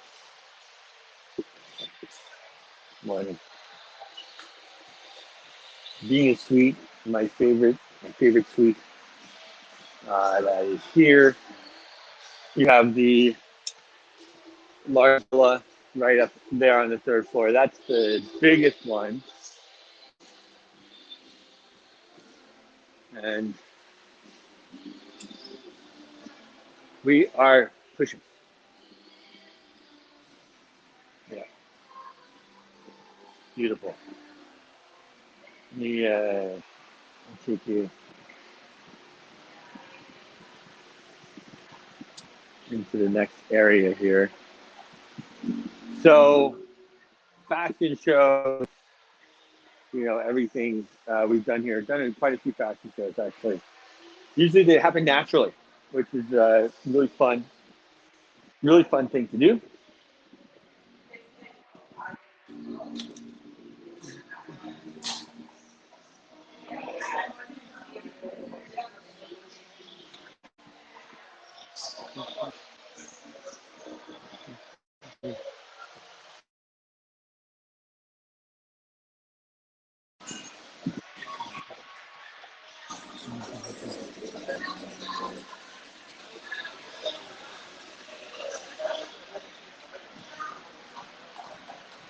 I love it.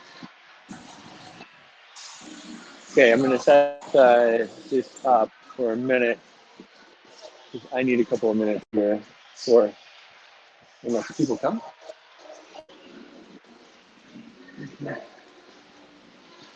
Hey, how are you, man?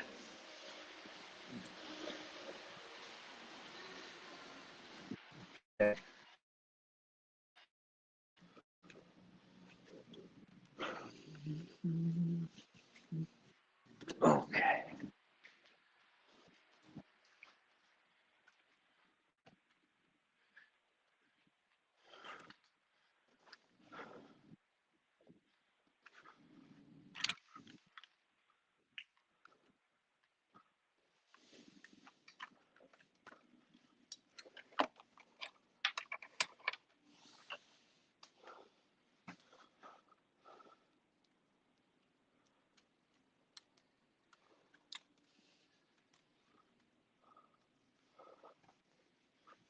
And just give me a few minutes here.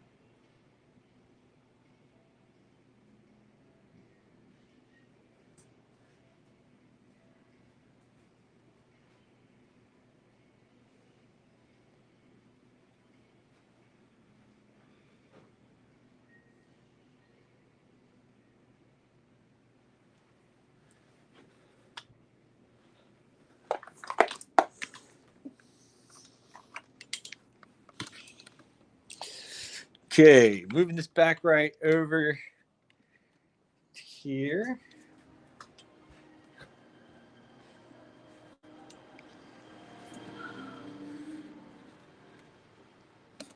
Let's see here.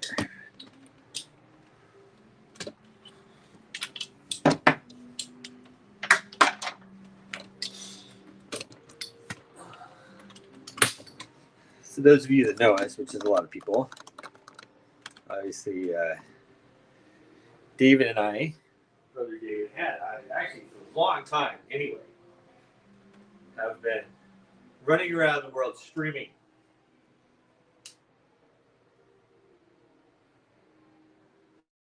Kinds of people.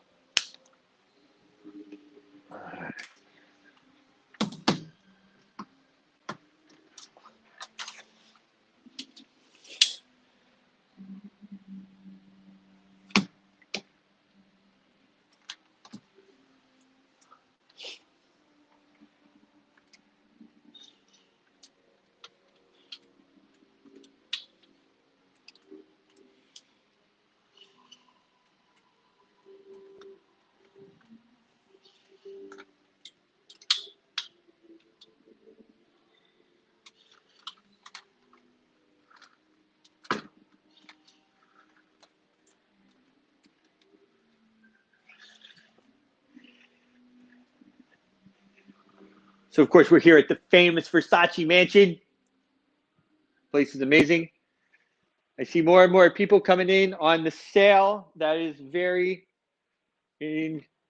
exciting, guys.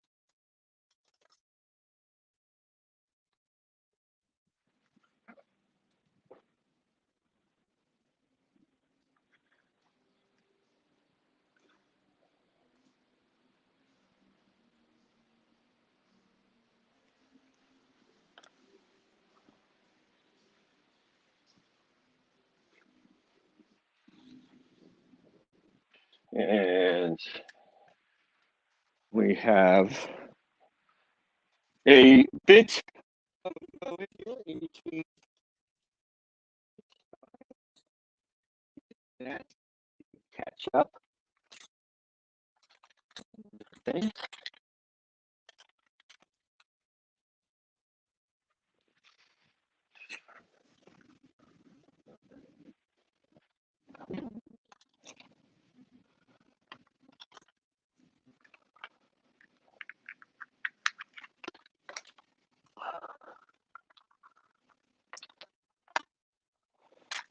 Okay.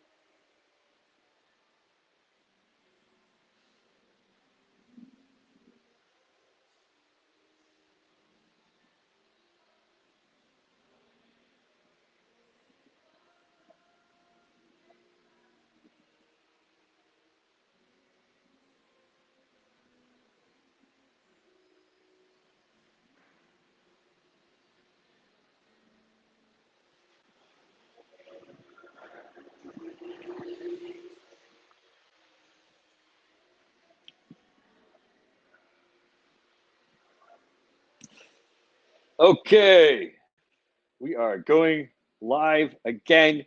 Here we're on a continuous stream. I have some amazing people coming as well as the day goes on. And what a wonderful place to do it all is right here at the Versace Mansion, one of my favorite places in the entire world that we can really push this through. Meme coins, guys, they have such an important spot in the space. They represent, so much of what the space is. You can possibly purchase a meme coin at something very, very low, and then it comes out and it's does something amazing. And this is not financial advice or any of that stuff, but that's what the space is all about, right? That's how we went from $70 to $70,000. It's about getting the emotion, getting the rush, the fact that it's ours as well. Okay, so important. It's ours. It's our money, as I always say to people. We have a revolution, and it's our money. Where's Nick Spanos? See you around? Where's Big Nick? Nick Spanos.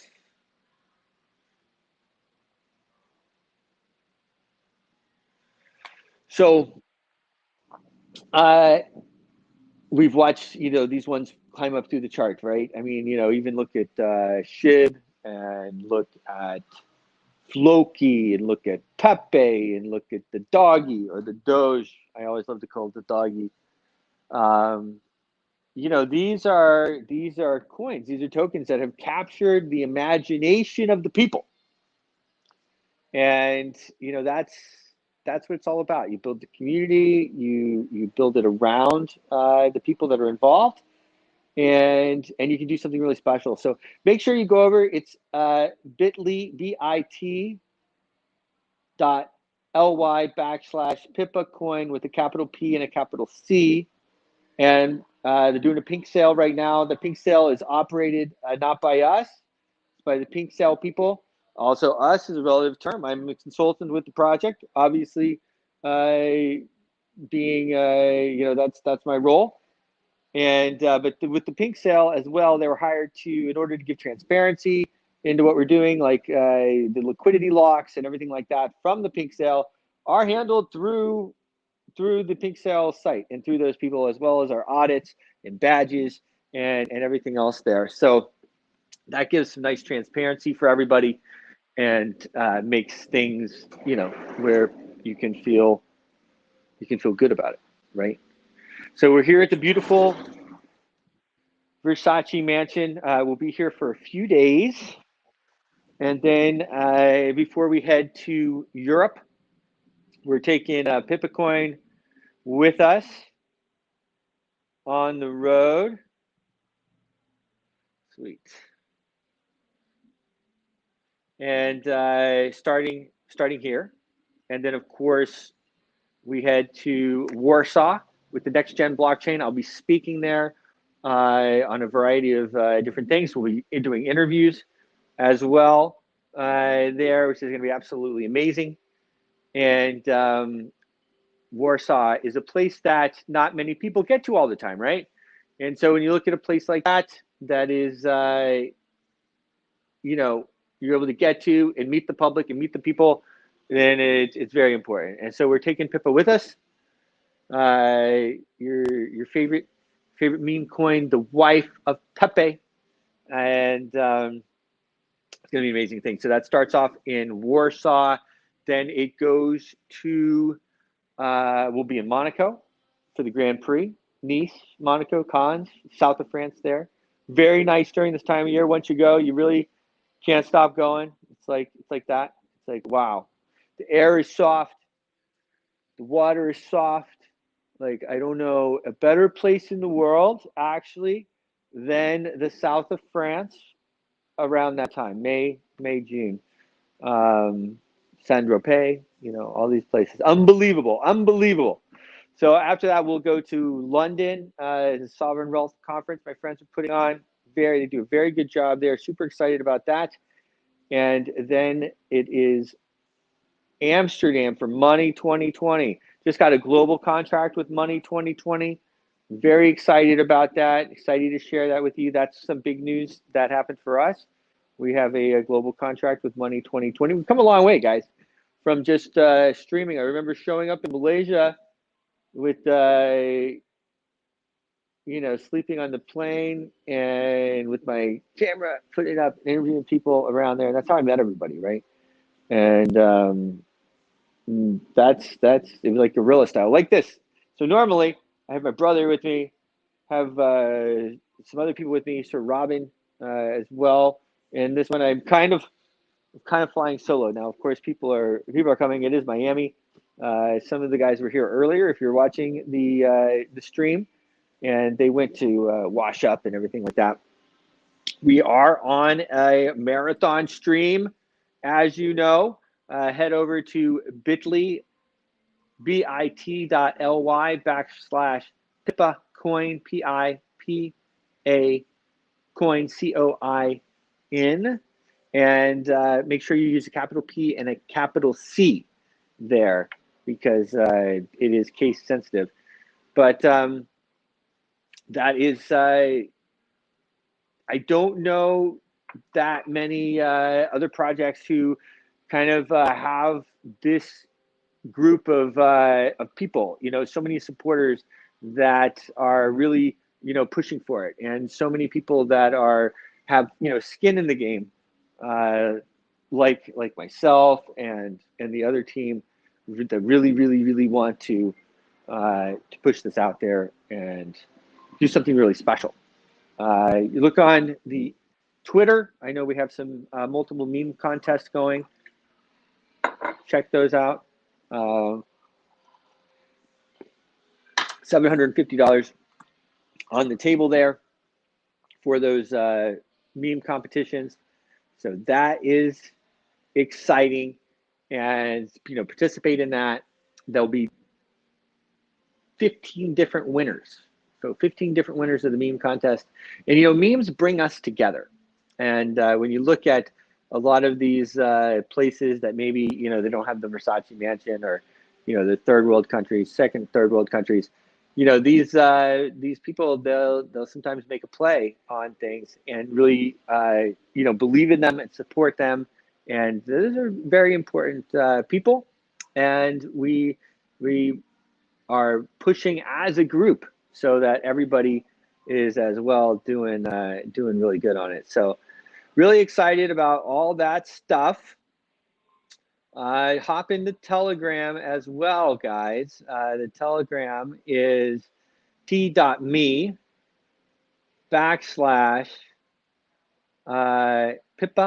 coin _group.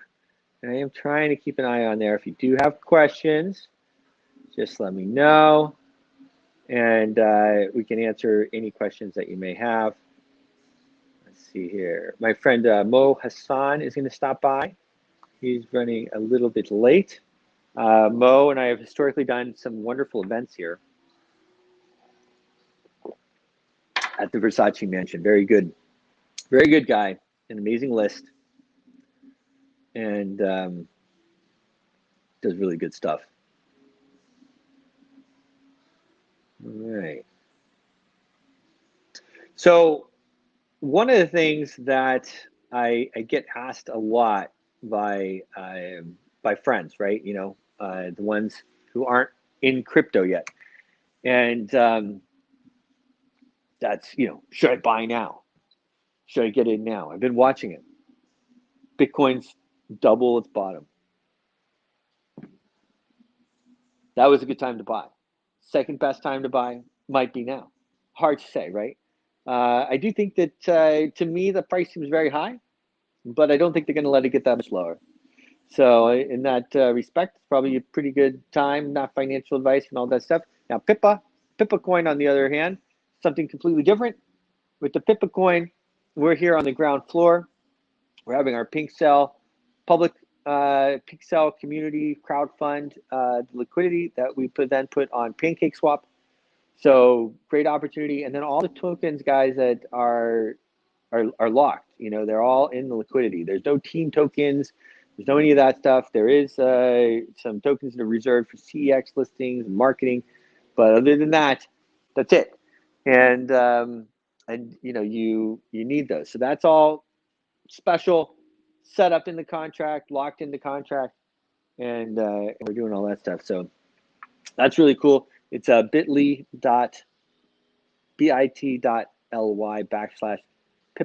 coin with capital P and a capital C. Some good stuff. Let's see here.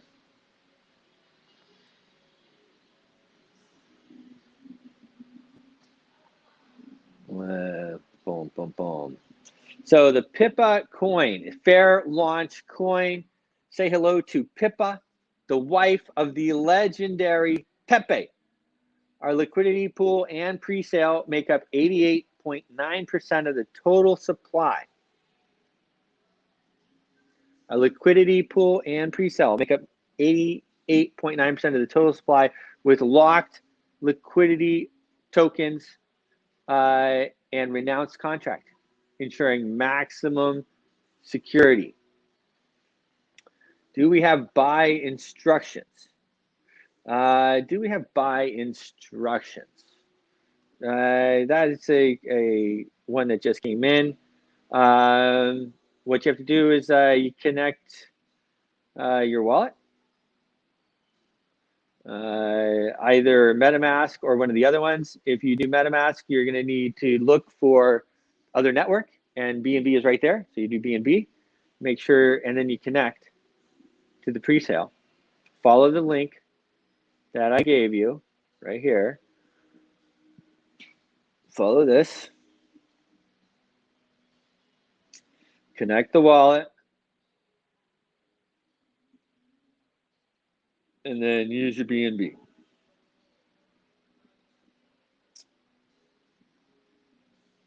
Yes. Maybe what we'll do is we can even do a live, possibly a live buy here in a bit. So 11.1% is locked for future CEX listings. As Pepe's better half, Pippa is ready to take the meme coin world by storm. And that's one of the reasons, of course, we are here on a streamathon at the Versace Mansion, and have some amazing people coming as well. More amazing people. The NFT collection is coming. There's no team tokens. Doing Dex Tool ads, CoinMarketCap, CoinGecko, Fast Track. Of course, these easy ways to do that. I've known these guys forever, so that's very easy. Buy and sell, 0% buy and sell tax. 0% buy and sell tax. There's no VCs. It's all community. And it says price will rise faster than normal because of the situation. Now, I'm just reading that. It's not what I'm saying personally or making those predictions. Avidex trending, and it's backed by an experienced team. Not only is it backed by an experienced team, but it's backed by really good people. And, when they asked me to come on board and help as a consultant, no wasn't even like a option, right? I mean, it's these guys are serious guys. I know them well. They're investors in my other projects, which I'm super excited about too. And we go from there. Impact Protocol is the other project, one of the other projects, really going well. We take our old coin from 2014 and updating the code, bringing it onto Rust, using the Substrate blockchain framework. We'll definitely have Pippa ported over. Very easy to import EVM contracts, which of course BSC is using EVM, the EVM compatible, as well as in the Polkadot and Substrate ecosystem. So we're both that impact. So we'll definitely have Pippa on there. We're launching mainnet officially on July 22nd. So really excited about that. That's going to be in Manila. I know we have quite a few people from Manila, and can't wait to get back there. Hey, you know what we need, guy? That is 3 strikes. Haha. Haha. Yep.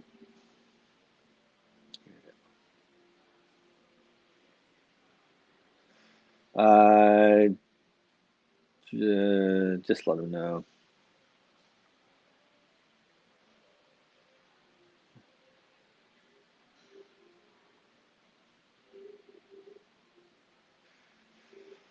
If you are on the way over,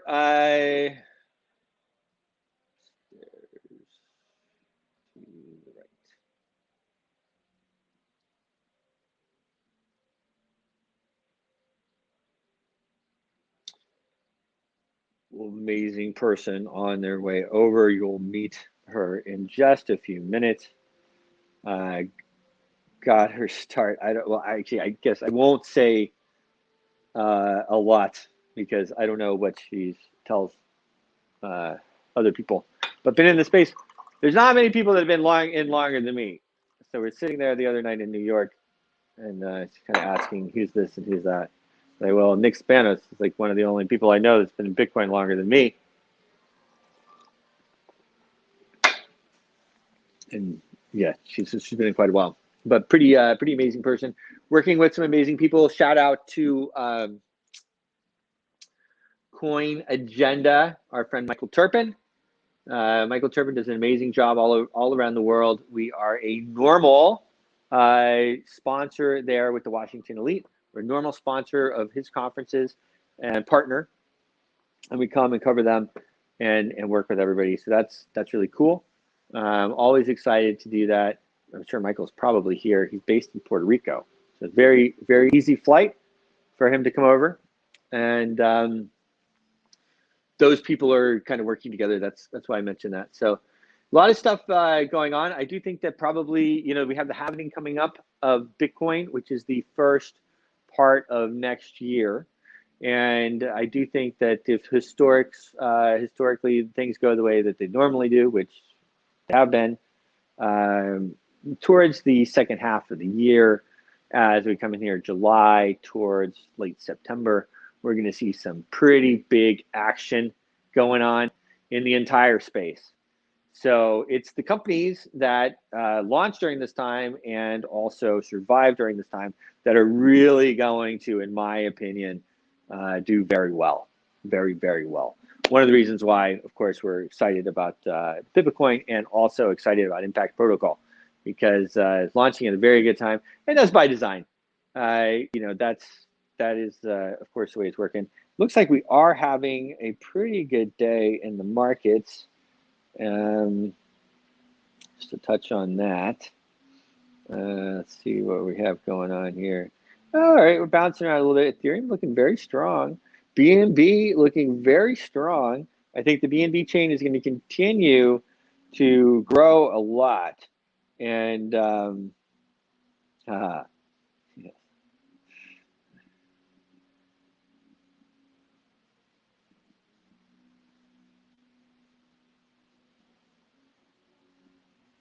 Funny thing about Miami. Miami is a little bit like Vegas, right? Right about now, people are starting to wake up. Let's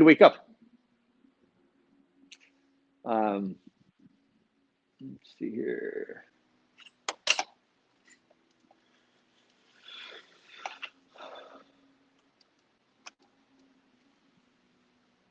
Wait a minute, some coffee myself. So I invite you guys to participate in the meme contest as well. Hop in the Telegram. The Telegram is t.me/Pippa coin group. We keep up with everybody in there pretty well. We can answer questions and go from there. So that's a good group. Also, Discord. Of course, we don't have a fantasy thing on Discord, but Discord is a wonderful place in order to keep up with everything too. And we have some great community members in there.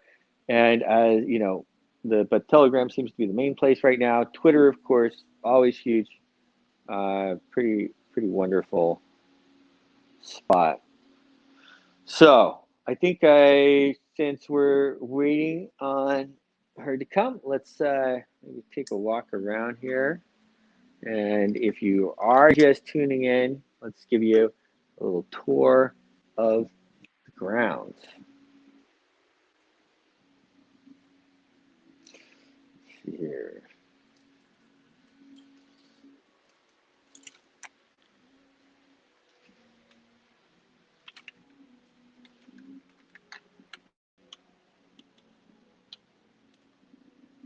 Okay.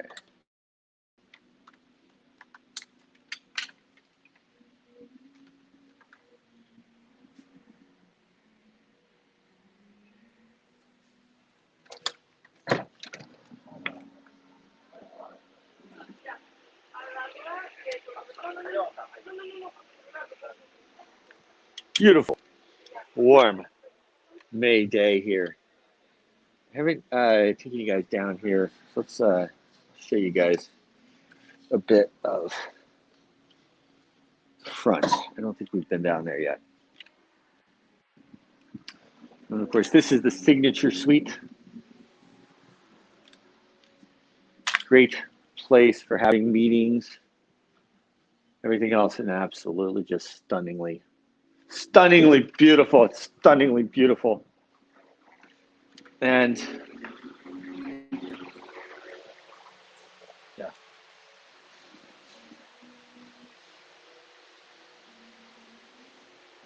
Now, during our big events that we have, we throw, of course, our Washington Elite Gala here quite a bit. It's really our favorite spot. Hard to throw something somewhere else.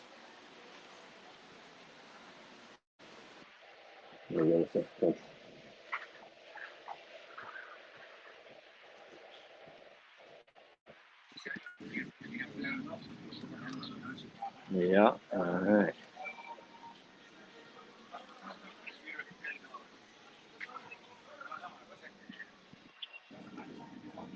Wonderful. Awesome place here. Absolutely love it.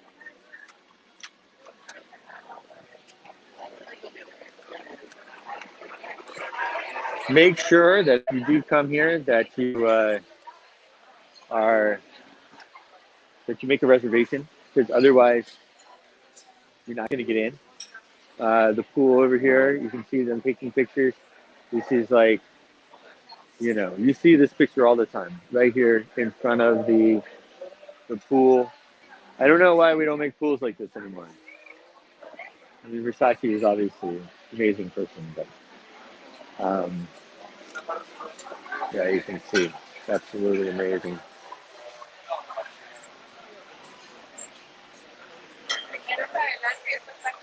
Amazing spot. So we'll walk through here.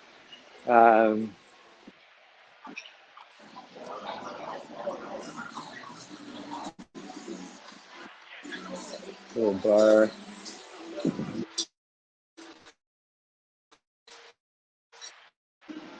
Inside spot here. A lot of time we'll rent out the whole place or all the rooms. Of course, we didn't do that this time. Kind of a last minute trip when we decided to come, but well worth it. Make sure, guys. So it's bit.ly, bit.ly /Pippa coin, P-A coin, capital P and a capital C. Here, sorry. Okay.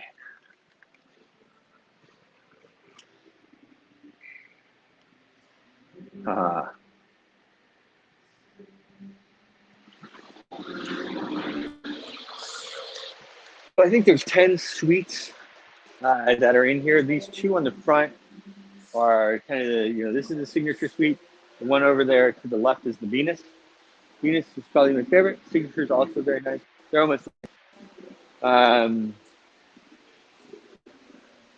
such a wonderful place. And of course, when he was here, Versace, the Air Suite, it's nice enough. We would throw parties here all the time. People would enjoy it. And I'll tell you, in one of our events, I remember I told them whatever I told them, but we had a DJ here, and he was playing it, and we had the whole place, you know, and we were blasting it out. And I just remember, you know, sitting here, and I felt like I could feel him here. You know, I felt like I could feel Versace here, and that he was liking that people had a good time. That was really his thing. He really liked for people to enjoy the space.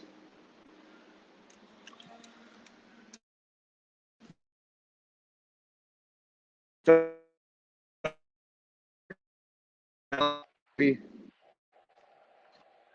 we have done some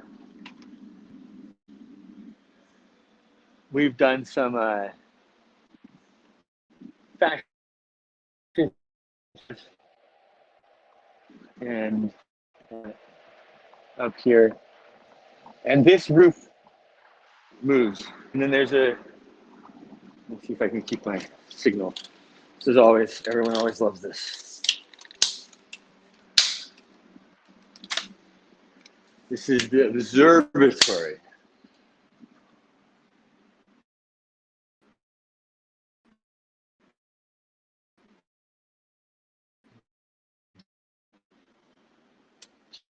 Yes.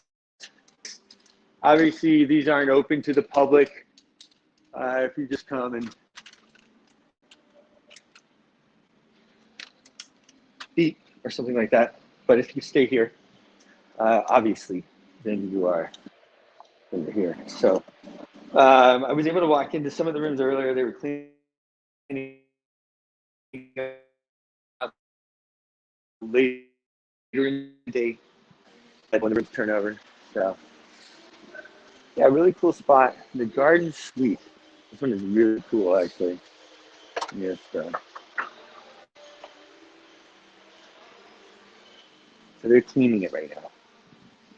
They're in between. So the garden suite.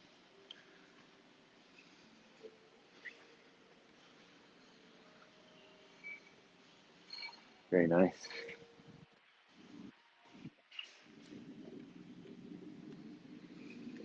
Mm-hmm. Beautiful view here.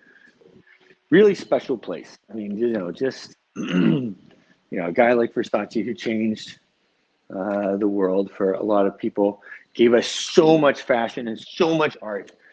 To have a place that he, you know, felt was such his own, that he made it so wonderful. It's just amazing. The Aurora Suite, one of the smaller ones. So I guess, so this one and this one, not really two, you know, one, not really a bedroom suite. Over here we have one of my favorites, the Villa Suite. Huge, goes all the way down. And we've done quite a few different events in there as well. So I'll continue to kind of walk around here and there. I want you guys to see it and experience it. I thought it was a very good spot for us to do this. So make sure, guys, that you head on over to that link. It is bit.ly, bit.ly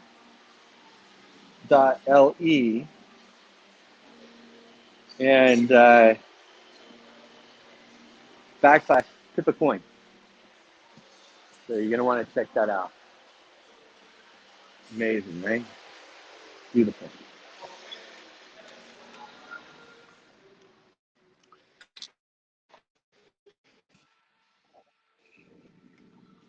So we will be here for a few days. Yes. I'm gonna put you right here for a second.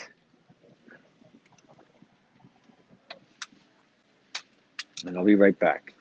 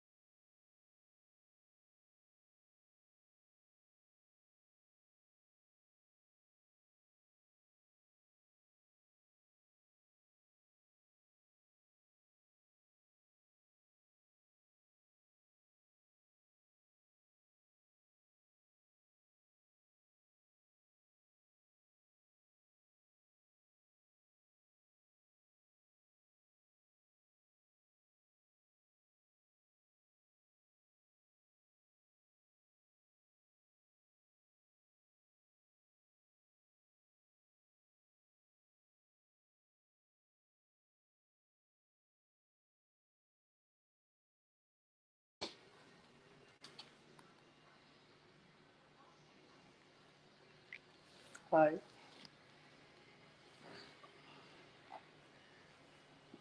Cheers. Ernesto? Yep. This guy's a legend.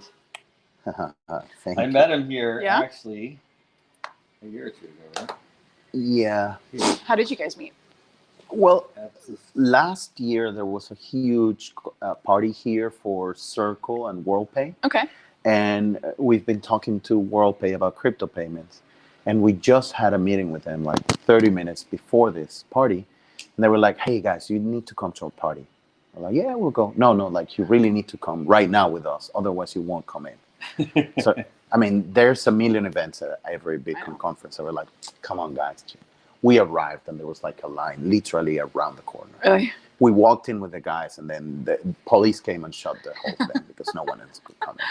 That's Then awesome. like 2 hours later, I met Bruce with some friends that were working with me. Okay. And we met downstairs and he's like, hey, you want to go upstairs? And I was like, yeah, I want to see it. So we started, we spoke and then we stayed in touch since. Awesome. Cheers. Awesome. Yes. Cheers to that. So I have a couple of OGs here with me. We're live again. Stream is turned on. The mic is hot. And you know, one of the things about this space that's so fun is the people. And you know, it's like we're just sitting here and we're talking about politics and we're talking about money and stuff that really matters. And you know, people don't get it a lot of times. You know, they really don't get it. So I have with me Ernesto Contreras. Yeah. Right? He's one of the co-founders of Dash in Latin America. He is a very well-known guy, really good guy. And I have with me here Madison Roberts, who's also a very well-known person, been in the space for a really, really long time. So I know we have lots of stories that we can talk about. Well, let's start. Tell me how you got into crypto. Oh, story's funny. And I think it resonates with almost anyone. Okay. Back in 2013, I was living in Shanghai. I did an MBA there.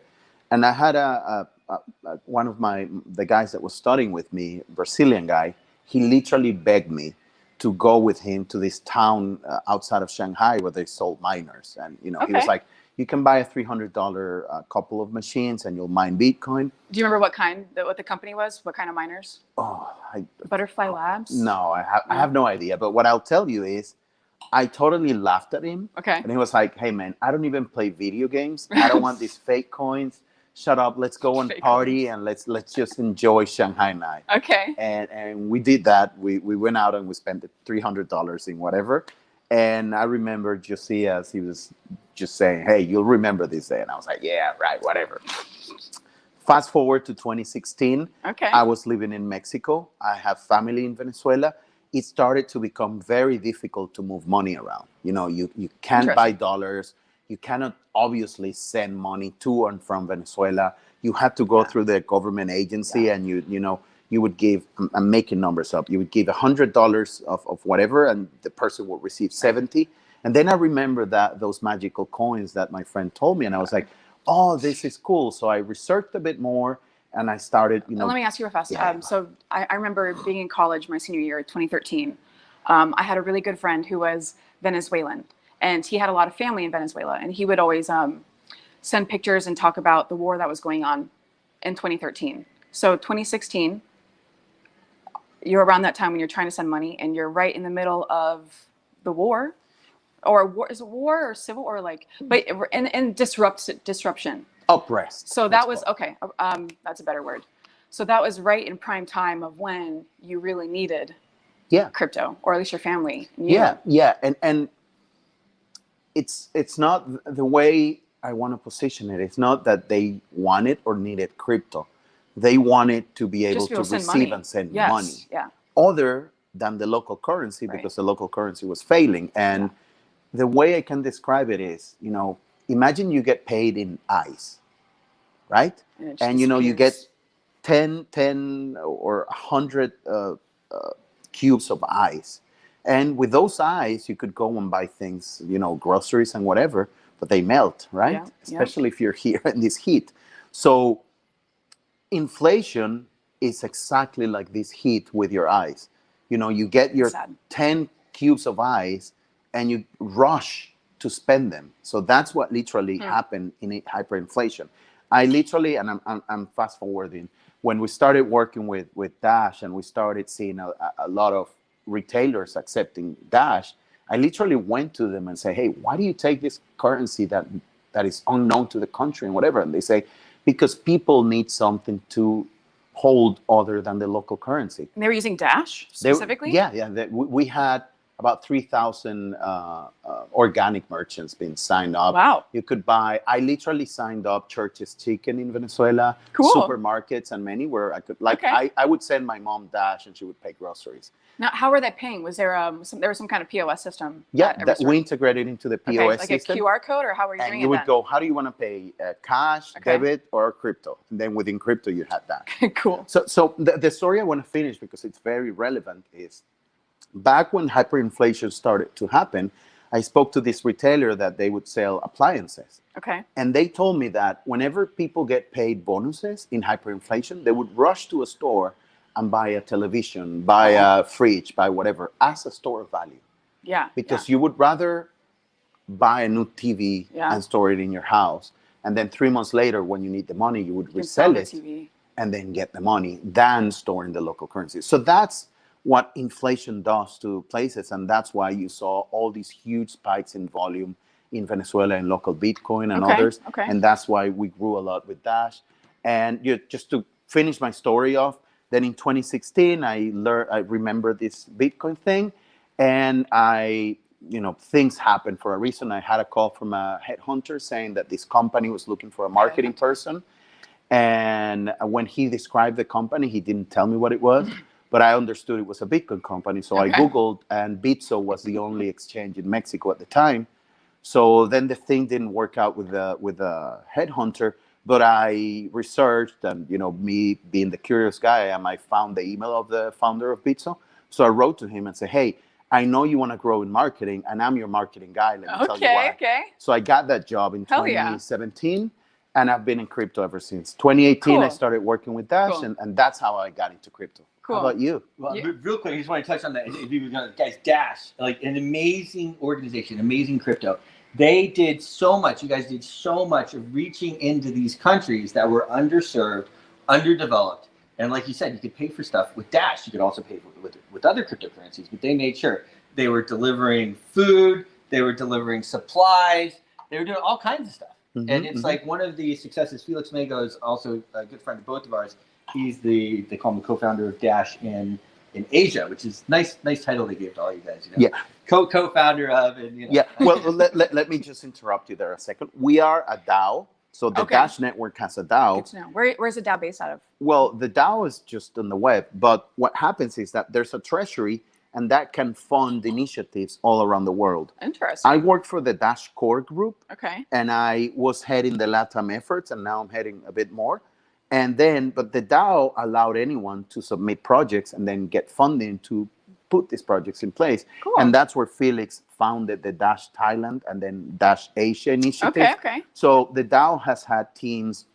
Obviously, we stay with the Dash Core Group that are the developers and many, but then there have been teams in Venezuela, of course, in the US, in Thailand, Europe, and many, many more. So could we just go to other countries that don't have a Dash in it? Of course. Of course. And even in countries that have Dash teams in it, we've seen that people compete and they bring other solutions to the table. And it's been an amazing experiment. And, we've had our ups and downs, of course, over, 6 years already. But it's been very amazing to see how internet people that have similar beliefs, we believe in decentralization, in freedom, and in having options to transact, how we've come together and we've built this sometimes hard to explain thing called the DAO. Yeah, true. This is what I always say, the things that bring us together. It doesn't matter what you vote for, who you're following, whatever. Privacy. We want privacy. We want freedom. And what's the other one? Sometimes I forget. Privacy, freedom, and we want... I like those both. I know. What else? Money? The third one. Money is, well, I like to also add options, which is freedom. But yeah. And sometimes and we want to own stuff. We want to own it. There you go. Okay. Yeah, I like ownership. That. Yes, ownership. Yeah. I always tell people that, sometimes outside of the crypto groups, privacy gets a little bit of bad rap because they're like, well, that was actually what I was going to next step on was But- what you said, experiments. One of the things I would want to experiment with Dash, or at least being able to mass use it as use it on a mass scale of payments, is to how to verify yourself and to eliminate those fraud chances. yeah. The identity is huge. And I always say privacy is security, because when let's say if I want to pay this water, I take out a $5 bill or $20 bill here probably, and I pay for it, and the person that's receiving the bill doesn't know how many more I have in my wallet, or if I have any more. Yeah. That's the security that you should have, because maybe they're a bad person. Yeah. Yep. So that's natural. We need that. Yes. And it's great to see all these people come together and work towards it with different approaches, maybe even different thoughts. Well, I'm in real estate. I have the country's most real estate sales for crypto, wallet to wallet. And one of I didn't do the PR. The other real estate agents did PR, a news article for it, which is cool. Obviously, we should have done one anyways. But our buyer came back and was really upset and said, hey, WTF, why are you giving out our name? Well, one, obviously we would never give out our client's name. And his whole thing was, he bought a $7 million apartment here in downtown. I'm trying to be vague. And his whole worry and concern to us was, guys, we live in Latin America. People can't know that we just bought this. We will get kidnapped. Things will happen to us. Yeah. People will know that we have money. I can't have people know that I just bought this.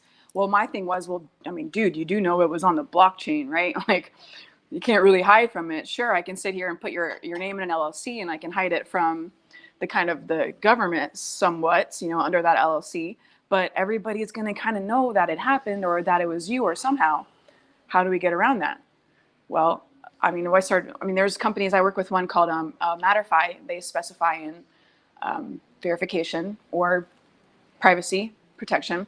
They are one of the only companies that can create private transactions on the Ethereum chain. So right now I'm currently making a SaaS, software as a service, for real estate developers to be able to accept and receive crypto payments and contracts. I want a grandma to be able to sit on her couch and not worry about her apartments or anyone being able to know that she just bought this.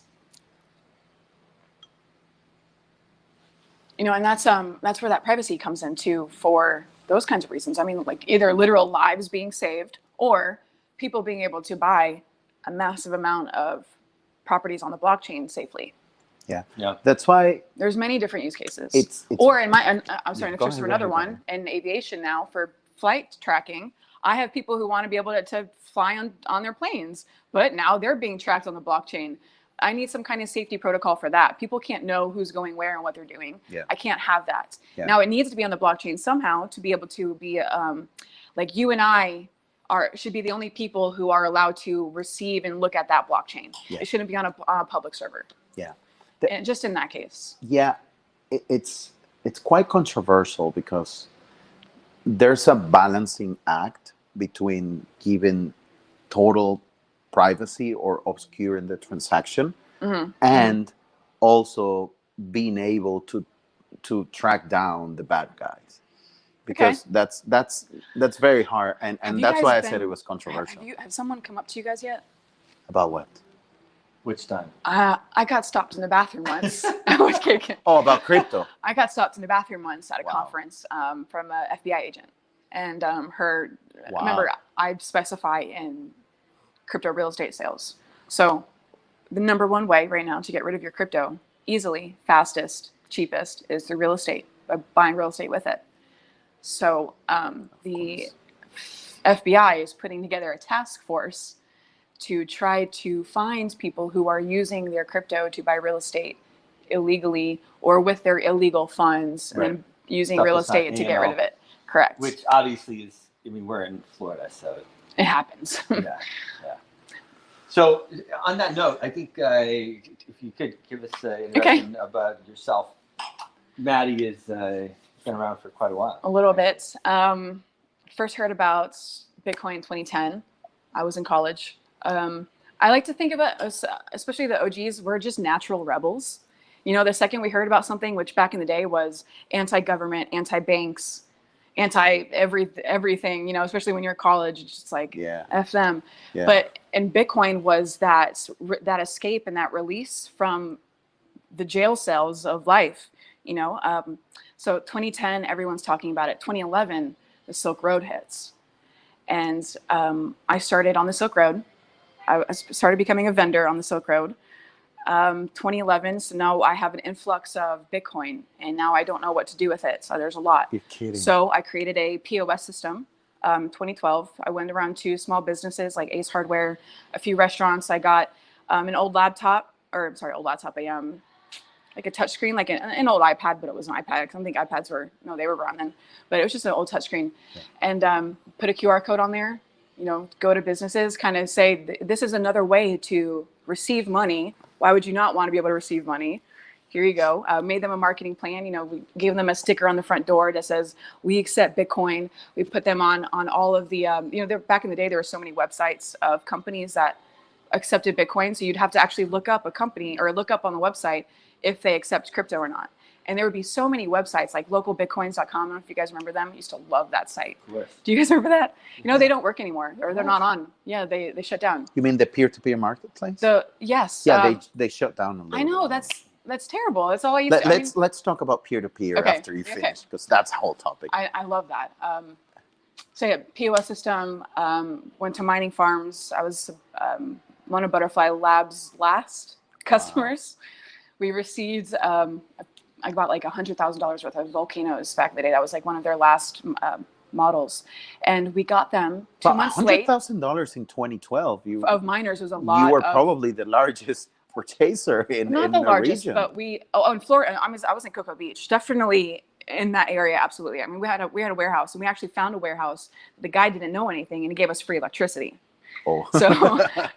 So we were right in the middle of the Silk Road, right in the middle of extreme mining with free electricity just going off all the time. I mean, I'm talking like, but we even went to Raspberry Pis to starting to get, that's when ASICs went from like $400 or $500 to over $1,000, like within a year. We were having to buy them off eBay just because all the miners ran out. And Butterfly Labs, you know, we would Chinese manufacturer? Because you just asked me. I think they were. Okay. I think they were. Well, probably everything is manufactured in China. Yeah, they were. Well, we would get it 2 months late, and we would get them completely filled with dust. Yeah. So they were using them for months. Of course. While we paid for them before, and by the time we received that model, that was everything. And by the time you received the model you paid for, a new model had already come out. Yeah. They already had a new, updated, faster, better, cheaper model. So, but they ended up getting, you know, they went bankrupt because they got sued too many times because of things like that. Yeah. So POS system, fast forwarding, Silk Road crashed. Kind of stopped crypto for a little bit. You know, 2017, that's when all like the ETH craze and everything went up. It's crazy, right? That was life changing. Yeah, it was, especially, honestly, I was such a Bitcoiner. I didn't know of anything else. And when you're not around people who are like that too, you don't, I mean, I only had crypto Twitter. I didn't have friends or like other people that I got to talk to or like to tell you, hey, do ETH or do this one or this. I didn't know any of those. I didn't know any of that. I just had crypto Twitter and like this one friend group who just knew Bitcoin. And then you just expanded. And here, now you know, fast forward 2020, I moved to Miami February. Pandemic hit in March. Oh God, what do I do? I just moved to Miami to start everything over. Literally had nothing. Started real estate in June of that year. By June of the next year, 2022, I had already had the big crypto sales. I was working at Miami Crypto Expo. Timing. Oh, it was. Well, I mean, it was before the crypto real estate craze went. No one really knew what it was a thing. I couldn't even find a title company that had to do it. I had to walk through the title lawyers how to do everything. I had to find a lawyer from Brazil actually to handhold all of my customers here to even be able to try to do it. Now I have a title, the NAR lawyer, title lawyer himself created a business account on Kraken. And I'm actually right now legally the only realtor in the country who is allowed to write a crypto contract as cash. So I don't ever actually have to tell you that there is crypto involved in our transaction because my title lawyer can exchange it for us for free. I have a relationship with Kraken where they give me free USDC to USD exchanges. That's amazing. So to be able to take your funds, miss out on that 40% gains tax, buy our real estate, you don't have to pay any fees, no extra nothing. I get to promise the seller, you're still closing in 30 days or less. You're still getting cash at the end of the day. You're still doing all of the same things that we would be doing anyways. There's just a difference in the medium of the currency that we're using. But which you don't find out and you don't need to. Now I don't have to as a now. seller, like I don't need to even care about that. No, you don't have to now. But if you would like to, I have everything that could help you for that. That's amazing. But since then, I wrote the NAR course, which is one of the only licensed courses for crypto. And now I am the CMO of a private aviation company that is blockchain based. And we, the only private aviation company that accepts crypto as payments. We are blockchain AI based. We are carbon neutral, and we partnered with ClimateDAO, who is a DAO that is concentrating on climate control. And they created a type of technology that allows you to retire your carbon on a marketplace. You can buy your carbon because that's, impact protocol is all of the rage right now. I don't want to say impact protocol is such a good word because I don't know how else to explain the genre. Yeah. And in general, impact protocol is like not even just the name, but it's the name of the genre. Exactly. You of it in can't general. hardly have a conversation talking about doing something and not talk about being impactful, making an impact, or how protocol. Are we gonna make an impact? Yep. Yeah, it was perfect, honestly. So whenever I say that, I honestly kind of laugh a little bit because I think of how perfect that word is, but how right on point that term is too. Awesome. So a little bit of everywhere as well. Yeah, she's amazing. No, Like, the last little I mean, you're thing very was- nice and you always do great interests of people, but you fell short on her. Like she's way Oh no, more nice, and that's he messed up. Oh, he messed up. Another time. We had a funny story in New York. Yeah, no, absolutely. We were sitting there actually and realizing, I mean, there was probably 8 or 10 people there, and like. I just went in New York 8 last of month us. to go visit him, and we were at the Blockchain Center in New York. 8 And of I us just met him. Had all been in Bitcoin for like at least 8 years. You know, True Just OGs. like, yeah. Sitting around, it's cool. I mean, 2010, you don't meet that many people. I was like, in the yeah. 2010 class. No, I don't want to say 2010 because that's when we just started hearing about it. People give me shit. I have to say 2011 because that's when I first started building and working with it. That's amazing. But it's hard to find. And again, I really think it's just because of that rebelness. Because I was already a rebel. I was already doing things I shouldn't have been doing in college. And then just to hear this was just such a freeing This is notion. a tool that will help you do your rebel thing more rebellish. Yes. And now, to go back to the peer-to-peer thing, it's funny because back then, the whole point of Bitcoin was to stay anonymous, to stay private, to say F all of these people. But now we're trying to introduce it to the society. We're trying to make it prove ourselves. We're trying to prove our identity and verify ourselves with the blockchain. So to see in 10 years how absolutely opposite our goals have become with it is pretty cool too. Okay. I didn't know what that was. Yes. Are we on Twitter? I want to be able to repost this. On my Networks Manager Twitter. Washington Elite. Live on Twitter, yeah? Yeah. We're. Did you tag me? I'll just. I didn't tag you. You'll have to just head over to my Twitter and retweet it. You should retweet it. Because this is probably the interview of the day. This is the stream of the day right here. I'm just finding it real fast. It's on. You said it's on Networks here. Manager. Networks Manager? Yeah. What's that? What's Networks Manager? That's my personal one. I didn't retweet it yet. So I should. Yeah, I did get that on there. Oh, there you were. What was it?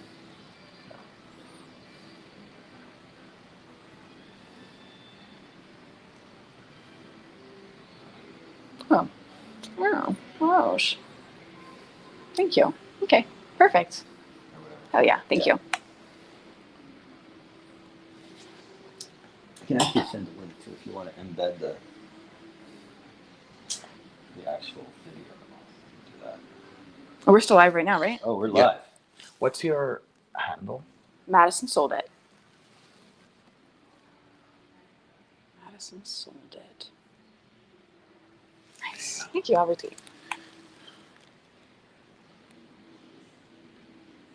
How long are you down for? Ernesto. Oh yeah, that's funny because you live here. Till a week from now. I think Thursday I'm leaving. Oh wow. If you do want to have the tweet, you're not using Signal, huh? Me? Oh. It's this guy. He has it, but Yeah, I'm sorry. it's okay. Just know that everything that's done on WhatsApp is sent straight to the NSA. Put in my file. So be careful. Yeah. Well, good thing we just were like, hey, are you here? Yeah, right. Come. Yeah, you coming? All right, cool. We have our bricks in place to where we can get around that, right? Yeah, maybe. Okay, no. Yeah. Not on WhatsApp. Yeah. Like, no, not really. Okay, I'll go back to Signal. That little got Did me. you see? Elon tweeted the other day. Some guy he pulled out and showed on his phone how the microphone turned on like 8 times while it was During the night. Really? sleeping during the night. Yeah. Okay. So there are specific apps where you do have to go in and turn off the microphone because He would turn it off. Oh. But then as soon as his phone would like come off of whatever Like sleeping Wi-Fi focus it mode. would turn right back on. Interesting. Today I read that our photos, our live photos, if we have our microphone turned on our photos and whatever apps have our allowance to our photos, they can now hear and listen to all the live in your photos. Yeah, so they can still hear you talk in your photos just by having access to your photos, not even your microphone. Yeah. Dude, it is like they're in there. Yeah. It's crazy. No doubt. Do you guys use Shazam to discover Every day. songs? Yes. You know Seriously, no. I'm like one of those weirdos. Like I'll be in the bathroom at Hard Rock, and I'll be that Cool. person in the movie and Well, like everywhere.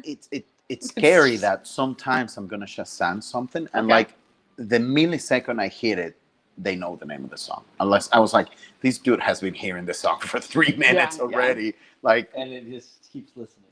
There's an app where you can hum. You can actually hum the song. Oh, really? Yeah. You need to send. I'm a super music person, so like I said, I'm one of those weirdos. Like if I'm in the bathroom, I'll Shazam something. I'm seriously, I'm always like this. Yeah, I mean, but you can hum it and it'll hear you. It's crazy. Please send that to me. I will. I mean, those are the trade-offs of technology. Yeah. Because like. Yes. No, we have given away there is no such thing as privacy in that sense anymore. Yeah. There genuinely is not. And like, no. It doesn't matter if you go to Signal or somewhere else. I totally agree. The other things will give you away. Like, you can do all the Signal and, crack your Android phone because you can't do that on iPhones and whatever. But the minute you pay with your debit or credit card, there you go. I know. So, and it's not necessarily all bad. And no, a lot of it is useful. I have given, remember, I'm started off as the anonymous, like, I sold drugs, so I couldn't, like, well, you just said I was never able to. You were saying that you were on the marketplace selling, so I kind of imagine you were not selling. Privacy is always something like I've had, like, I have 2 phones, like one's for work, but honestly, that's just for peace of mind, just so I can throw my work away.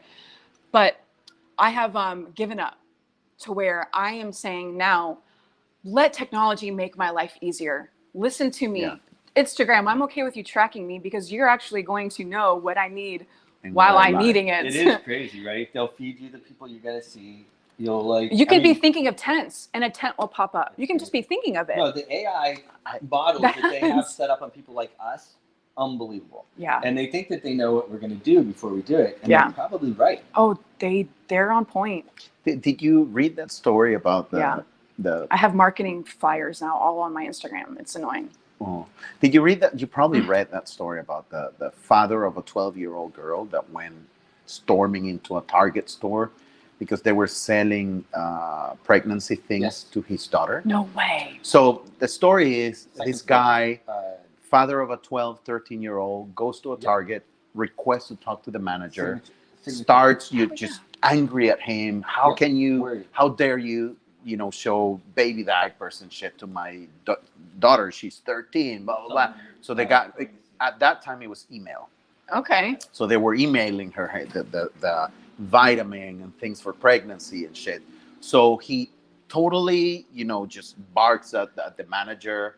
Manager apologizes, says, hey, I don't do that. It's my team. That's probably a mistake. I'll get her off the list. A few days later, the father comes back and says, hey, I'm the one that's apologizing because my daughter is pregnant. And you guys knew that before I knew it. So the thing is that back in the day, and this is a very old story. That's nice, Dad, though. It's a very, very nice old story. Like their algorithm told Target that the girl was looking at certain things and they put her into the pregnant women category. And this is, it could be, I don't know, I'm drawing a blank. Could no, be 10 that's a years blessing, ago. but I know there's no way it was 10 years ago because I mean, dude, 10 years ago, Email. we didn't even, This was email. Oh, this was okay. email marketing. Yeah. That's why the father got angry because he was like, hey, how can these guys be emailing to my daughter diapers and shit? She's 13 or she's whatever. Yeah. And then he found out, like, the story is that the Target knew the daughter was pregnant before the father did, before the family did. And now they listen. Well, you're just saying that they listen to our thoughts. And I won't say that you're wrong because probably there have been many times where I've been like, I'm pretty sure I did not say that out loud. I'm pretty sure I didn't text that anywhere. But it can even be as much as you just like texting your best friend something and it coming up. Because you don't know how things connect. Yeah, you have no idea. Yeah, and maybe you forget that you told your friend, hey. They're like, hey, I want to go camping this weekend. That really happened. Like randomly, I was thinking about going like a music festival or camping and a tent pops up. Yeah. Thank you. And you know, like it's just one of those, like I didn't go searching for a tent. I didn't say tent out loud. And you know, this is turning now to a marketing conversation. I know. I think brands need to be aware of that and careful because it turns you off. Okay. It depends because like I was just saying, like I was starting to use it to help my life. To help you?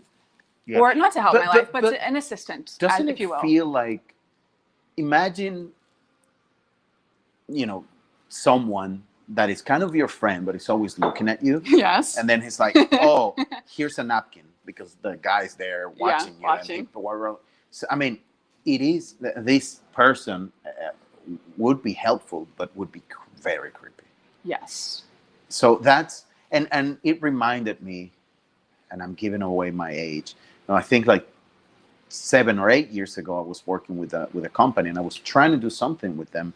And this company, they're giving away, there you go. My I mean, I don't mind, but this company, they were sending birthday cards for free. They're called Gusanito. I don't know if they exist anymore. So they had like a nice business model where you would go online and I'm like, hey, it's Bruce's birthday. Happy birthday. You get a gift. So that's how they started. And then I met them.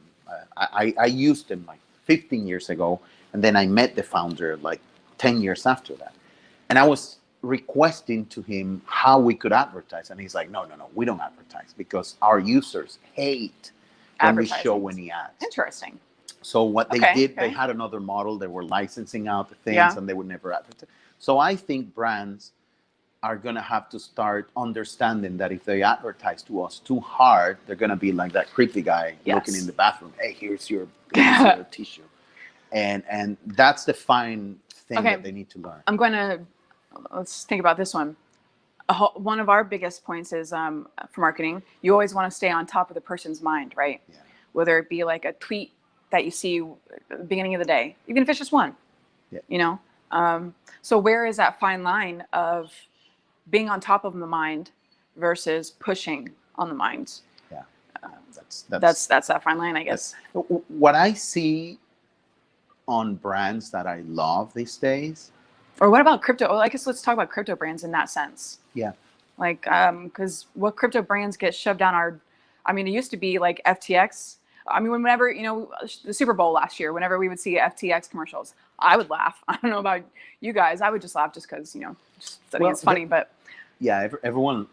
Yeah, right now we don't like FTX so much, but back now we're laughing. Back in that day, what I saw was validation of the industry. Okay. Yes. I saw absolutely. hey, 100%. these guys are now up with the big leagues. Yes. And that's what I hated the most about the FTX failure. Okay. Is that one of the first guys that came out and bought the naming rights for a stadium and things, they effed it up. FTX. Okay, but remember, they had I don't want to say they had a child in place of it, but they had a very immature person that people were following. And the only reason why they were following is because all of these older guys did not know what was right, who to believe in. They just saw someone who was up and coming, rising. Everyone else was doing it. We should not miss out on this too. Yeah. Just like the celebrities who got in on it. Yeah. I mean, but there was no one else for them to base any kind of negative connotation off of that. It was all positive in that sense. I know, right? It was all positive for a while. It's always all positive in Bull Run. I know. The Bull Run, it's all great. People are like, what should I buy? I'm like, pretty much anything. Yeah.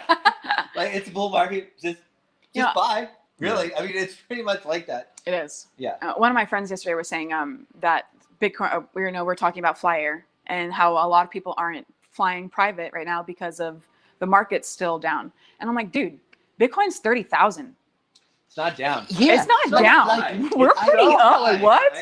I don't get how many crypto companies laid off 70% of their teams. Oh, but tech in general. It wasn't, remember, not just crypto. Bitcoin is 30,000. Back in 2017, people were literally coming out naked of their houses, screaming because Bitcoin hit 16,000 and then 19,000. Yes. And now they're at 30, and then they're like panicking. I mean, it was at 60,000 for what? Like, not even 6 months? Yep. Like, I don't understand. Part of the issue is that it feels like it's a very manipulated market, which it is. So you're sitting there and you're looking at it, and it's like 27K or 30K or whatever it is, but it just doesn't feel that strong. It doesn't. It doesn't feel strong. It feels like it could break at any moment. Absolutely. Yes. And all right, tell me what you guys think. From all of, now I go off instincts. Now I have seen and been watching the markets for 10 plus years. No, I used to get my my watchings. I started watching Link being talked about at like 0.0001 from crypto Twitter. Remember, I didn't have anyone to talk to, so all I was ever on was crypto Twitter. And I would watch the markets change just by seeing the conversations change on Twitter. And you can watch where markets are going from you can see thousands of different people talking about either all the same thing or all different things. So you really can watch where a market is going based off of Twitter back in those days. Yeah, I just had breakfast with the guys from Lunar Crush. If you don't know them, I'll make the intro. Great guy. They do social analytics for crypto. Cool. And they're starting to, their co-founder was just telling me this, that, there is a correlation between conversations that are happening mostly on crypto and, the markets. And 100%. It's really where I got all my information from. The crypto market is give or take a 4 million tweet per day type of market. So there was 2 million Bitcoin tweets yesterday. Exactly. I thought that was so cool. Trending. I actually took a screenshot of it. Yeah, so only Bitcoin. Because that was the most. Yeah, it was only Bitcoin. It was just the word Bitcoin. So like it's king. Bitcoin is king. No doubt. It is good king. And the there are so many discoveries, like meme coins. Like, why do they have value? Because of the community. It's just, I was going to say, it's only the community. So I'm not saying buy meme coins. I haven't bought any. Maybe that's why, I might Doge back in the day. You should look at Pippa. Yeah. Pippa, the daughter of the wife of Pepe. Look, meme coins actually serve a very important part of the ecosystem. They stand for everything that crypto stands for. Okay. You can buy, community. You can be from nowhere and put $20 on something. Yeah. And become financially free, especially in the countries that they're in. And that's what it was all about. That's what it was all about in the beginning. All this stuff, privacy, not in the beginning. We wanted the money. Yes. Okay. Right? This. All right. Well, all right. that's For sure. a No, curse. because there wasn't that much money back then. It's Yeah. true. What, I mean, It's Bitcoin true. was only like, even when it was $50, so we didn't really I think of remember. it as a jackpot. No. That's why I don't, guys, that's why I'm in this room. At 400. Like, I would not be in this room. I told I'm everybody. not as the Yes. owner, right? Like, seriously. Because I would have held on. No one knew it would go where it was so fast. No, That's the if problem. anybody No one tells you that they Yeah. did, they're lying. I always tell my friends that, no offense, you had to be, every time I see somebody that made a lot of money with crypto and Bitcoin, there's a lot of idiocy there. You got to be an idiot to buy That's true. $50,000 of Bitcoin when it was $1. You know, imagine like 2011. You were crazy. I don't want to be an idiot, but Well, you're definitely crazy. imagine 2011, 'Cause now you'd be 2010, genius. middle of 2010. Yeah. You see me, you know, I'm friends, and you're like, hey, what do you do? I just bought $50,000. We would be That's laughing worth at you. half a dollar. We would be laughing. And I'll tell you, in 2023, it's going to be $30,000. What would you say? This guy's an idiot. Yeah. Well, I wouldn't say you're an idiot, but Well, maybe you wouldn't say it, but you would think it. And cold truth, yeah. that's the equivalent of buying $1 billion of Bitcoin right now, or buying or Pippa. $300,000 of Pippa. But the point is, okay, you know? the point is, you gotta be a bit crazy to do Yes. this. And the people that held on to it Yes. were crazy enough not just to buy it, but to hold To on hold and it. not sell I it at know. 100 No, it's and crazy. make a killing. No. Losing it sometimes is the best thing to happen, especially if you're able to access it later. Yes. Oh yeah. 400. Oh, 400. I was telling everybody. It's like, guys, get out now. This is way Really? overpriced. I felt like, Really? oh yeah, 400. Absolutely, I bought it. And you 70. lost a couple of keys, and then you found them. Well, we don't Or go into I detail. have 10 million Doge on a corrupted hard drive I can't even get into. Yeah. So you don't even need the keys. Yeah, we've all Computer's been there. old. I know the computer. Here's like it happened to me one day. I I'm sure you got saved a some. bunch of crypto on a computer, and I was like, I'll back it up tomorrow, and then the computer Oh, died. tomorrow turns to tomorrow, turns to tomorrow, turns to tomorrow. But Yeah. but the point is, you gotta be a bit crazy to buy it, or overly wealthy, where you put $200,000 in The Bitcoin back rebel. in the day, and you're like, yeah, Yeah. forget it, and then it comes up in price, and you're like, hey, Bruce, you helped me to get this Bitcoin. How do I turn it on? Yeah. I have a story. I met this guy. He's a founder of a lot of things in Latam. He was telling me his story. He had a telephone business back in the day, 2020, 2010, 2011. He had a very good customer, and the customer owed him one day, I think, $30,000. I don't remember the amount. So the guy said, hey, man, the banks fucked me over. I don't have access to my money. Let me pay you in Bitcoin. So this guy was such a good customer of my friend that he said, you just pay me whenever you want. No. I don't have the money now, and it's going to take a while. Let me pay you in Bitcoin. So the guy's like, okay, pay me in this whatever coin thing. So the guy receives, I think, around 1,000 Bitcoin for the amount, for the 20, 30,000, whatever. And he's like, okay, yeah, here's the money that Bruce owed me. I'll put it in my safe and Damn it, fuck Bruce. this guy. And then, like, he forgets about this. Yeah. And like 5 years later, or 6 years later, this guy is in Hong Kong in an investors meeting, and he meets somebody else. Hey, what do you do for a living? Oh, I have a Bitcoin exchange. And then my friend is like, oh, I have a bit of Bitcoin. How does it work? Well, you just send me the Bitcoin and I'll cash you the money. You're lying. Yep. So the guy looks at his thing, sends him, I don't know, 100 Bitcoin or whatever. And the next day he gets like 50, 100,000. He's like, at the time my friend was retired. He had sold his business. He's like, hey, honey, I'm going back to business again. I'm building it. So those are the cases of people that I met and the other guy, friend, he's done really well off. When I told him, he was like, yeah, I was an idiot to buy so much Bitcoin back in the day because it was a lot of money. I totally see. So I'm going to let you guys continue talking. I'm going to move right over here. Okay. I'm going to interview Tarun right here. Hi, Tarun. How are you, man? Take this. Madison. We can all What'd you say? TARUN. She said, cool. Where are you from? Bombay, India. Okay. Cool. Yeah. How about you? Oh, I'm from Venezuela. Yeah. What's your name? Ernesto. Okay. How do No, I it's hard. spell it? ERNESTO. Oh, Ernesto. Okay. Nice. That's a pretty sweet name to have. Yeah, thank you, man. Ernesto, the guy's a legend, man. You overtop me. All right. Yes. The restroom and everything, guys. Yeah. Help yourself. Where's the washroom? Right back there. I think we can turn these lights off. I'm gonna bring him right over here. Yeah, let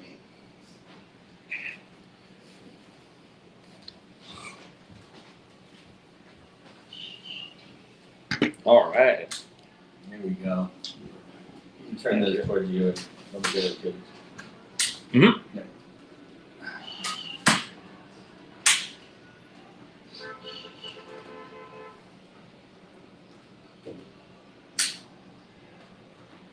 Okay.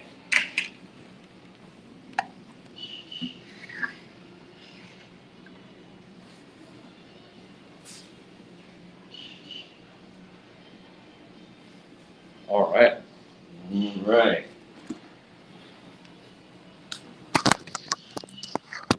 Thank you. Those my sunglasses or yours? Oh, those are mine. I have a similar. Yeah.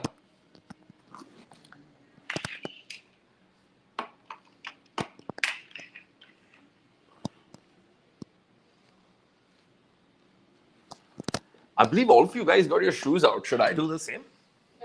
Yeah, I'm just looking at this right now and I'm like, wait, what? Make yourself at home, man. After the All right. they closed the kitchen, Mm. pool stays open all night. Oh. And they used to have food. All you would order whatever you wanted to do. It was open 24 hours a day. Mhm. And I tried to order some food last night, and they told me no. I couldn't believe it. So how long are you staying here? Like I'm staying here for a few days. A few days. Yeah, In this place itself. Of course, yeah. I've historically done a lot of stuff here at the Versace Mansion. Uh-huh. I've done events and everything else, so I've dropped a decent amount of money here. They're real nice to me.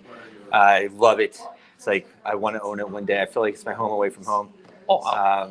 I really like it a lot. So, guys, I have with me here, and I just put it out here so I don't mess it up. Let me look at it. Tarun Kishnani. He's the Chief Strategy and Innovation Champion. Not officer. Yes, that's right. At LTI Mindtree. So tell me a little bit, Tarun, about yourself, LTI Sure. Mindtree, and what brought you here to Miami. Perfect. So, so I'm an engineer by education. I'm born and raised in India, Mumbai. And I went to school to make money and then got into finance straight out of engineering. And I did 10 years of investment banking before realizing that the world has changed.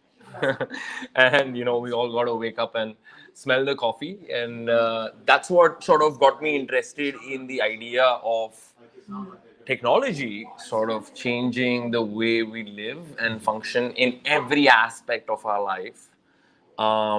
And of course, money is one of those aspects which is continuously changing. And as this technology which we're talking about today, which Bitcoin is built on, it has sort of built the rails for what is coming even in the in the Fed world, or how we call it as central bank digital currencies.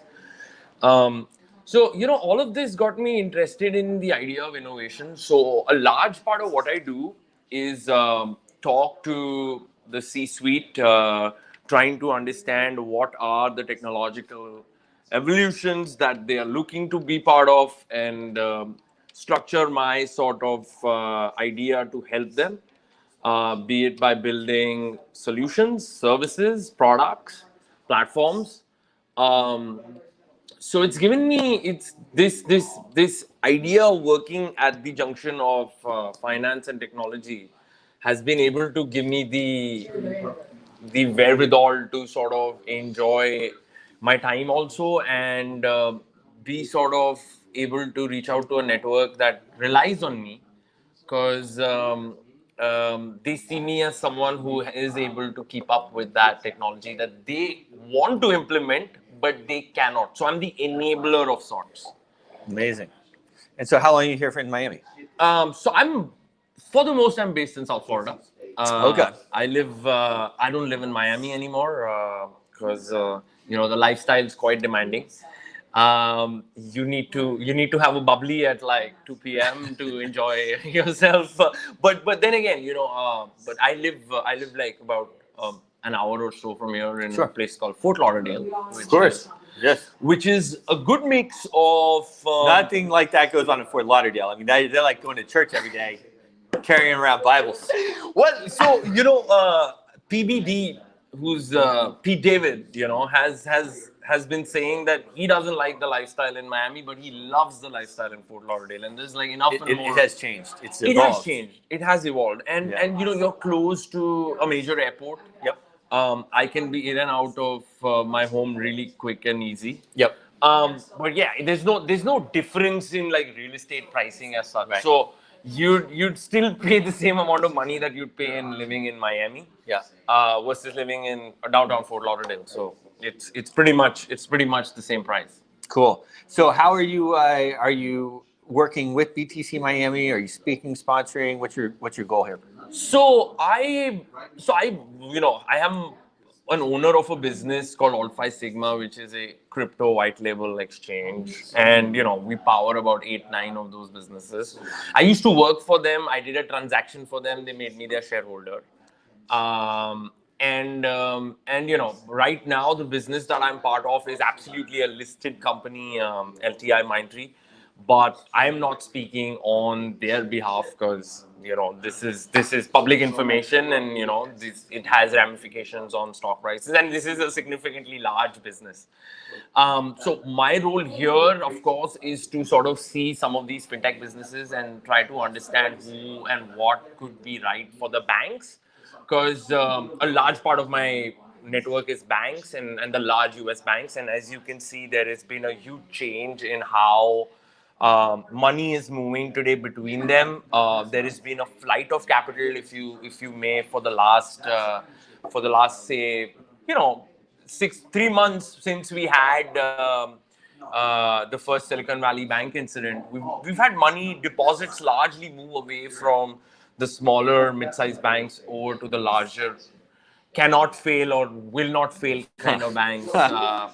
So all of this means that. So I kind of imagine this world, when I got into this, I kind of imagine this world having multiple pockets, multiple wallets. So, these banks are not going away. The dollar is not going away. People may have all these crazy ideas of de-dollarization. Bitcoin is definitely here to stay. We all know that. Ethereum is also definitely here to stay. There's a bunch of other L1s that may come, that may sort of, that may come and like sort of take some sort of market share. But this is a multi-wallet, multi-pocket world, which essentially is decentralization. Because, we got to this because we wanted the freedom to sort of go from one point to the other, right? We wanted our own money. We have it. Custody. Exactly. Because really, that is the whole idea of it. And frankly, for me, Bitcoin has become that perfect hedges of hedges, So no hedge is a perfect hedge. So when you get like a hedge of hedges, it's a no-brainer. So having some portion of your capital in your own custody, mind you, not your keys, not your crypto. This is the only lesson, if anyone learned from any lessons of the FTX debacles or any other debacles that are here to come, even for the banks or any kind of institutions, because really all of these institutions can fail, and in a free market and a capital market world, in a world where there is a free market competition, a lot of these institutions should fail, because then you have better, sort of more refined business models which try to sort of become part of the economy and central to it. So yeah, for me, Bitcoin is the perfect hedge of hedges. I love it. Yeah, well, it's interesting too, because BTC Miami is very much a maxi event, right? I mean, everybody loves the Bitcoin, but Bitcoin is king. I was just saying it. You heard me. It's a good king, but the whole ecosystem is amazing. Amazing people. I call it the monetary revolution. I found out after saying it quite a few times that my friend Nick Spanos coined the phrase. I probably just heard him say it. Who knows? But that's what we have. We have a monetary revolution, and we've changed everything without even firing a shot. I don't even know how the banks are even staying in business. If you need to send something, the last thing you want to do is wire it. Yeah, I mean, look, see, there is a book that I would definitely recommend a lot of people read, and this sort of got me into it. It's a book called The Fourth Turning. A lot of people have read it. It really talks about 80-year cycles for a country, for a country where you have 20 years of high growth, and then you have an idea where you, in the next 20 years, you're like thinking about, what went wrong in those last 20 years. So you have like you reimagine things, and then finally in the next 60 to 40 to 60 age, the 8 years, you have somewhat of a rebuilding that happens, and finally things end up in crisis. So as you may think, like there is a point where there's a whole generation of people who are very comfortable holding only money with banks, right? So they are a different age group. For them, there is a different sort of mindset. What people have seen up close and personal in 2008 and are seeing right now in 2023 also, because a large portion of banks have been falling all the time, and in the US at least in the last 15 years alone, I mean maybe more than 300 banks would have gone down. So ultimately, all of these things, there is a generation who's seeing this on a daily basis, and they are like, okay, I want control. Yeah. And the idea of like Bitcoin is just custody and control.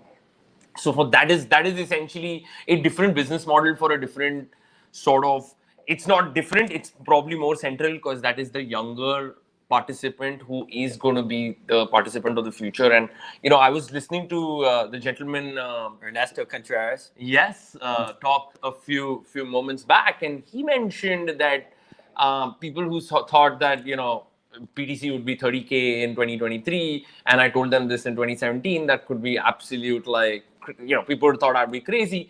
But to be frank, there have been a lot of people who've made all kinds of predictions, and one such prediction is Cathy Wood, one such prediction is Balaji.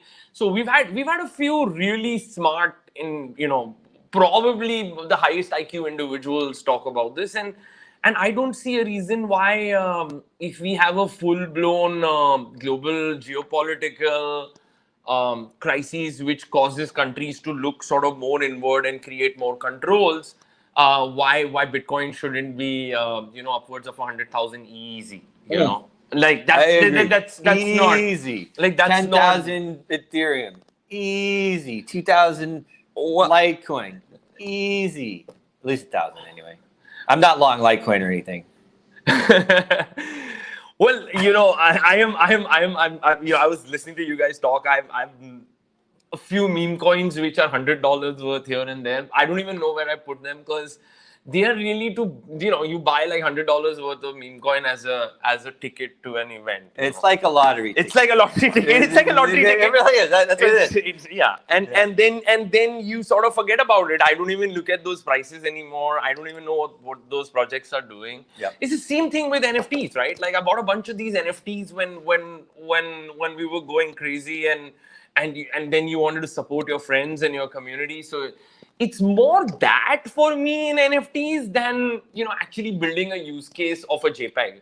Well, the use case of a JPEG, if it was a constitution and a constitution DAO kind of created that and brought in money, it is probably the best example of the free world, because today you can associate with a cause and people can set up those causes. So it's highly specialized and still decentralized. Yeah, well, it's pretty amazing. So a lot of wealth of information that you have, I can tell the depth of your knowledge is really there. So how often do you go back to your home country? Well, I travel back twice a year. My parents still live there. And I mean, I love going back home. India is growing. It's booming as an economy. I was an investment banker, but predominantly marketing and selling Indian equities to large US investors, and also like working on M&A transactions between those two countries. So I kind of have a very good understanding of. So if you were to ask me what are the two growth assets that I own Indian equities and Bitcoin. Those would be the two large growth assets for me, because we've realized through the whole last 2 decades as to whom you can trust and whom you can't trust in terms of your supply chain. I hope this event which happened around us gave us that bit of a shocker. I don't want to name the country, but we all know whom I'm talking about. Yeah. And so I feel like at this point in time, the growth that is going to be happening will be with the younger demographics. Yeah. It's always the future, right? So is the future. And although India does not regulate either cryptocurrencies, but what happens is the youth of the country have wallets. It's one of the countries which has the largest number of wallets. Of course, it's also the most populous country. The biggest. Past China. I mean, so at this point in time, it is a sort of push and pull as to why I would own anything else but growth, even though the risk-free rates have gone up here in the US, and that sort of determines everything that we do in terms of decisions board members make or corporates make, or small individuals also make, basis the kind of investments they would make. So having said that, I'd sort of think of. I was watching this podcast recently, and there's a guy there who said, Bitcoin really is an IQ test if you're doing self-custody. It is, right? Right. And I feel like that resonated with me so much, because I was like, wait, for me to actually self-custody, I had to read at least 100 hours worth of material. At least, right? Like, you shouldn't admit that. Yeah, like, because guys, if you want control, you know what comes with control. Responsibility comes with control. That's right. And so as much as you may deny it, but there are lots of beautiful solutions out there. Yeah. But it comes down to you. You got to self-custody, but with a lot of like very good solutions that have been built on top of self-custody, and somehow I feel like like all the people whom I know who were early on into it, a lot of them left like coins on their computer and through their computer. All of us. All of us. Millions of dollars. Millions. Millions. That's where a large portion of that Bitcoin is. But the question I have for you is, I was listening to this interview from I didn't do it. Nobody saw me do it. You can't do it. I was reading this, or hearing this interview from the gentleman who was at Anchorage, who started Anchorage, and his business really evolved in custody out of the fact that someone came to them and said, look, we lost our coins. Can you help us get it back? Yeah. And this is not like they lost like the actual, they just lost their seed phrase. And that's that. I mean, it's kind of like, unless you get like quantum computing and then quantum computing. It's possible.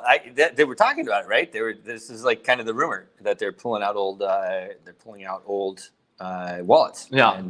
And they're working on it. Yeah. Well, I want to do this because I want to wrap this part up.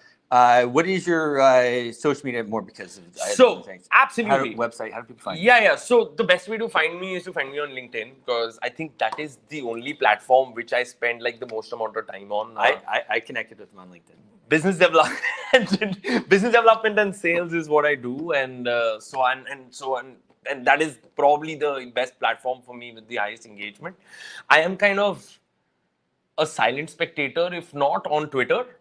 But a lot of people in the crypto space like to be like out there talking about things. I'm more a passive listener than a talker. So yeah. But if you want to reach out, that's the best place, and send me a message, and I will definitely respond if I get to it.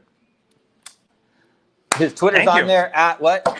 At Krishnani Tharun. KISHNANITARUN. Krishnani Tharun. Thank you. Thank you. Coming on. Thank you. Oops, sorry. Yeah, no worries.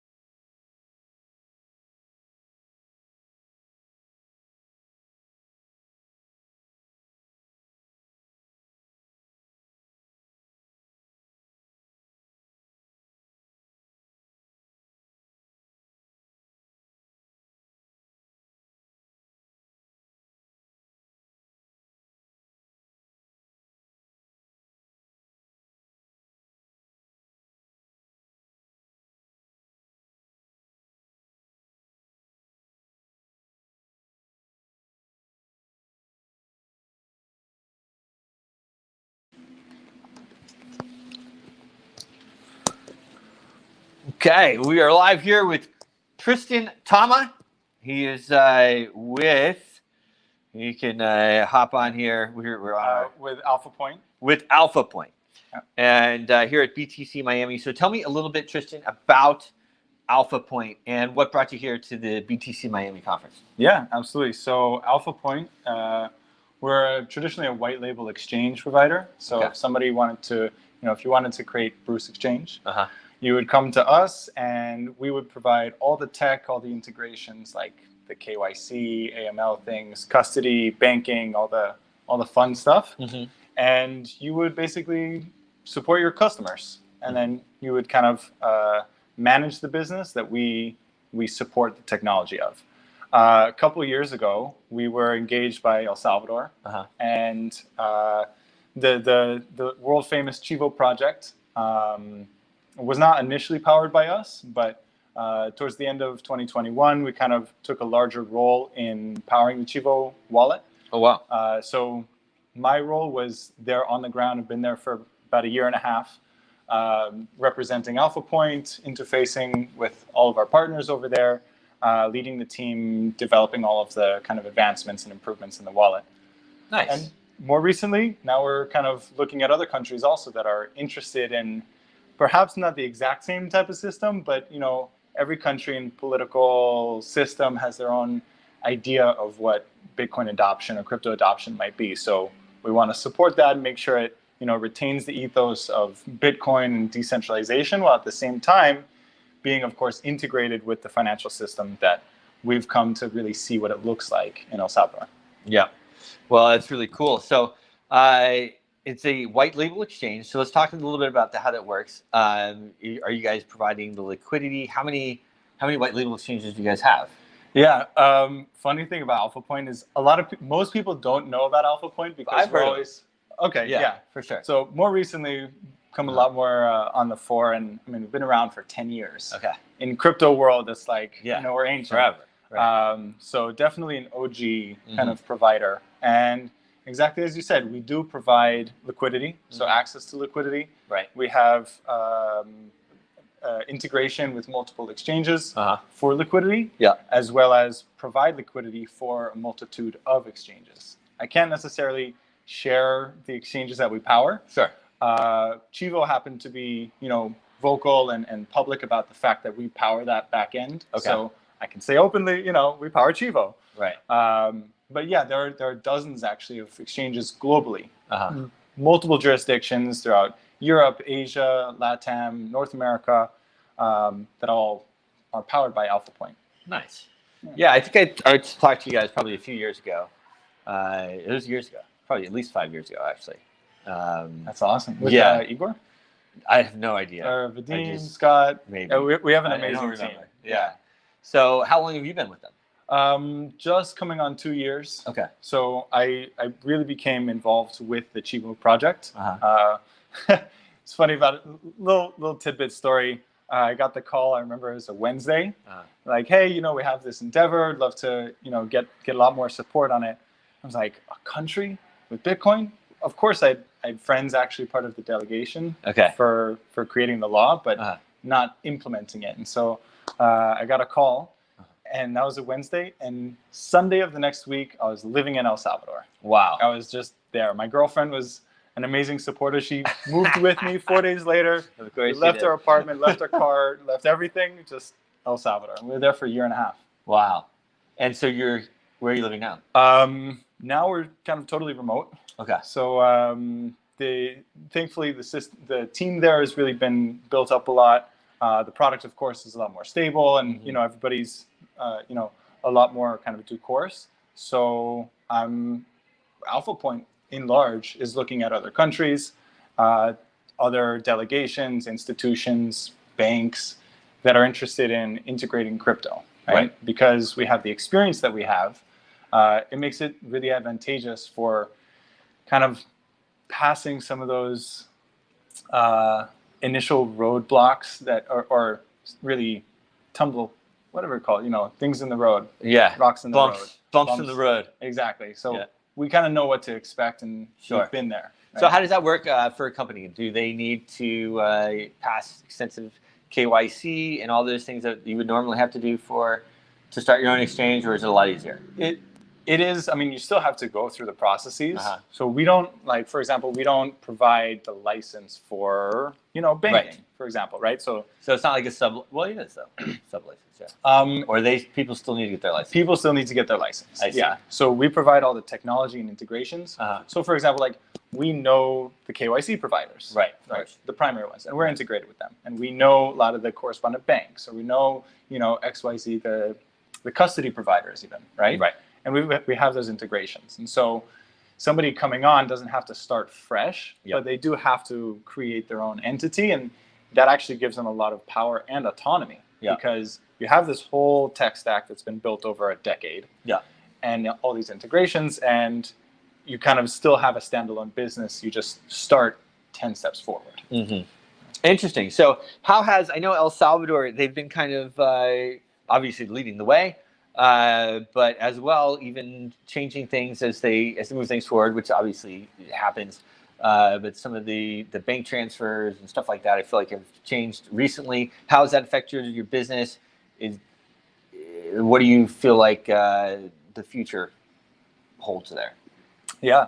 So I see it in two parts, right? There's El Salvador and the developments that Chivo and El Salvador are doing, which obviously we're excited to support. Yeah. And then there are other countries and institutions that are interested in doing similar types of projects in a different manner, perhaps. So we're fielding both sides, right? Of course, supporting El Salvador in their developments, and a country undertaking something like this is very different than a startup or even a mid-sized company trying to integrate crypto. Right. So I think they've done a good job kind of managing global criticism at the same time as global support, and creating a system that's interoperable everywhere. Like, any wallet you have will interact. Wow. Interact with Bitcoin, Lightning. I mean, we have connections to all the nodes. We've sent money to and from all the wallets, right? Strike, Bitcoin Beach, Wallet of Satoshi, Ibex guys. I mean, we're friends with all of them. Right. And that's important, that you have that kind of base level Bitcoin integration and interoperability.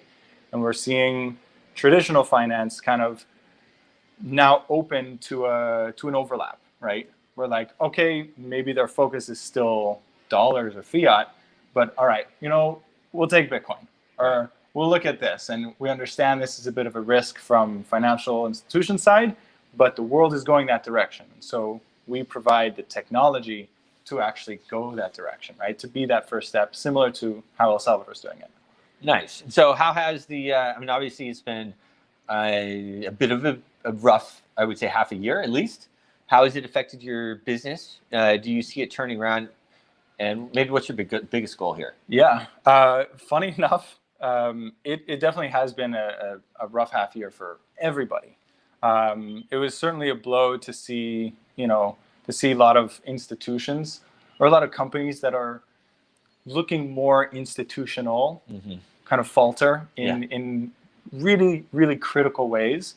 In some ways, good for Bitcoin and the ethos, like reminders, but at the same time hurtful, because in a lot of those cases, it was largely business, falters rather than technology falters, or or of course fundamentally not coin or network falters. And so what we're seeing is a slightly more apprehensive approach of, what is this thing? We want to make sure we're not doing that. But we hear there's good things that like Bitcoin can do, decentralization can do, blockchain, whether that or however that includes Bitcoin and however that includes different cryptos. And so being deliberate, thoughtful, and considerate around what these systems look like, making sure there are consumer protections, making sure there are, responsibilities for the kinds of liabilities. It's definitely a conversation that we play an interesting place between the tech and, oftentimes advisors to some extent to the designers of the system, because ultimately it's not our system, right? It's, for example, owned by the exchange. Right. It's the exchange who operates it, and we provide the tech. So we play that game and advocate for responsible use, and we power that as it's growing. Yep. Awesome. And what's your biggest goal here at the BTC Miami conference? Really to offer our experience, our expertise to anybody, anybody watching this, anybody here at the conference. There are conversations happening globally, all throughout LATAM, all throughout Africa, all throughout Asia. Eurogroup is having some difficulties supporting where we can. We'll be in Europe, BTC Prague. Actually, I'll be speaking there as well. When is that? June 9th, I believe, 10th, 11th. I head to Europe next week. I'll be there for about a month. Yeah. Where in Europe? All over. Starting in Warsaw, and you're gonna hit the Grand Prix in Monaco, London, Berlin, Amsterdam. Then I'll round out through Brazil and come back. I like it. That's a good schedule. It's not easy. So it's a good one. You're well based, just like I am. Yes. I'm fully digital nomad. Yeah, you got to do it. It's like I love meeting people and getting out there and just like learning. And obviously, we have a nice thing here that we can help people out, and we get to know people like that, and then that can go in all types of directions. So pretty interesting. I won't ask you how much it is on camera, but I'm curious. So that's really cool, and it's fully centralized. Do you have like a DEX type offering as well, or is it just centralized? Yeah. So like most exchanges, right? We don't offer DEX at the moment. Yep. Like most exchanges, it goes through centralized custodians. Yep. We partner with the industry leaders on that, and that's the opportunity really, especially here is there are a lot of councils or working groups, think tanks around the world that are designing systems that are going into some of the details on economics, policy. Been speaking a lot with the Bitcoin Policy Institute guys. Shout out. They're really an amazing crew. Happy to connect them if you haven't interviewed them. Definitely worth it. On creating policy that's advantageous for the people. Yep. And at the same time enables systems that can be used nationally. I mean, national scale with crypto is not. It might be easy to say like, oh yeah, just do it again. 100 million more times. But it doesn't always work necessarily like that. And so we have the experience in approaching a system with Bitcoin, with crypto, that does have that scale and magnitude. And so, the invitation is open. Tristan Toma, I work with Alpha Point. That was my next thing. What's a social media website? How do people get a hold of you?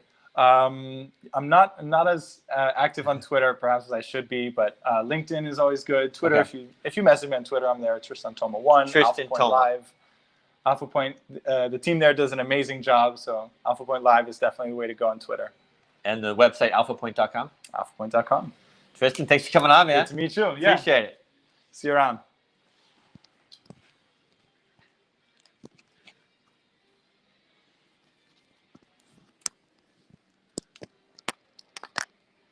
So when you met with the team before, I wonder who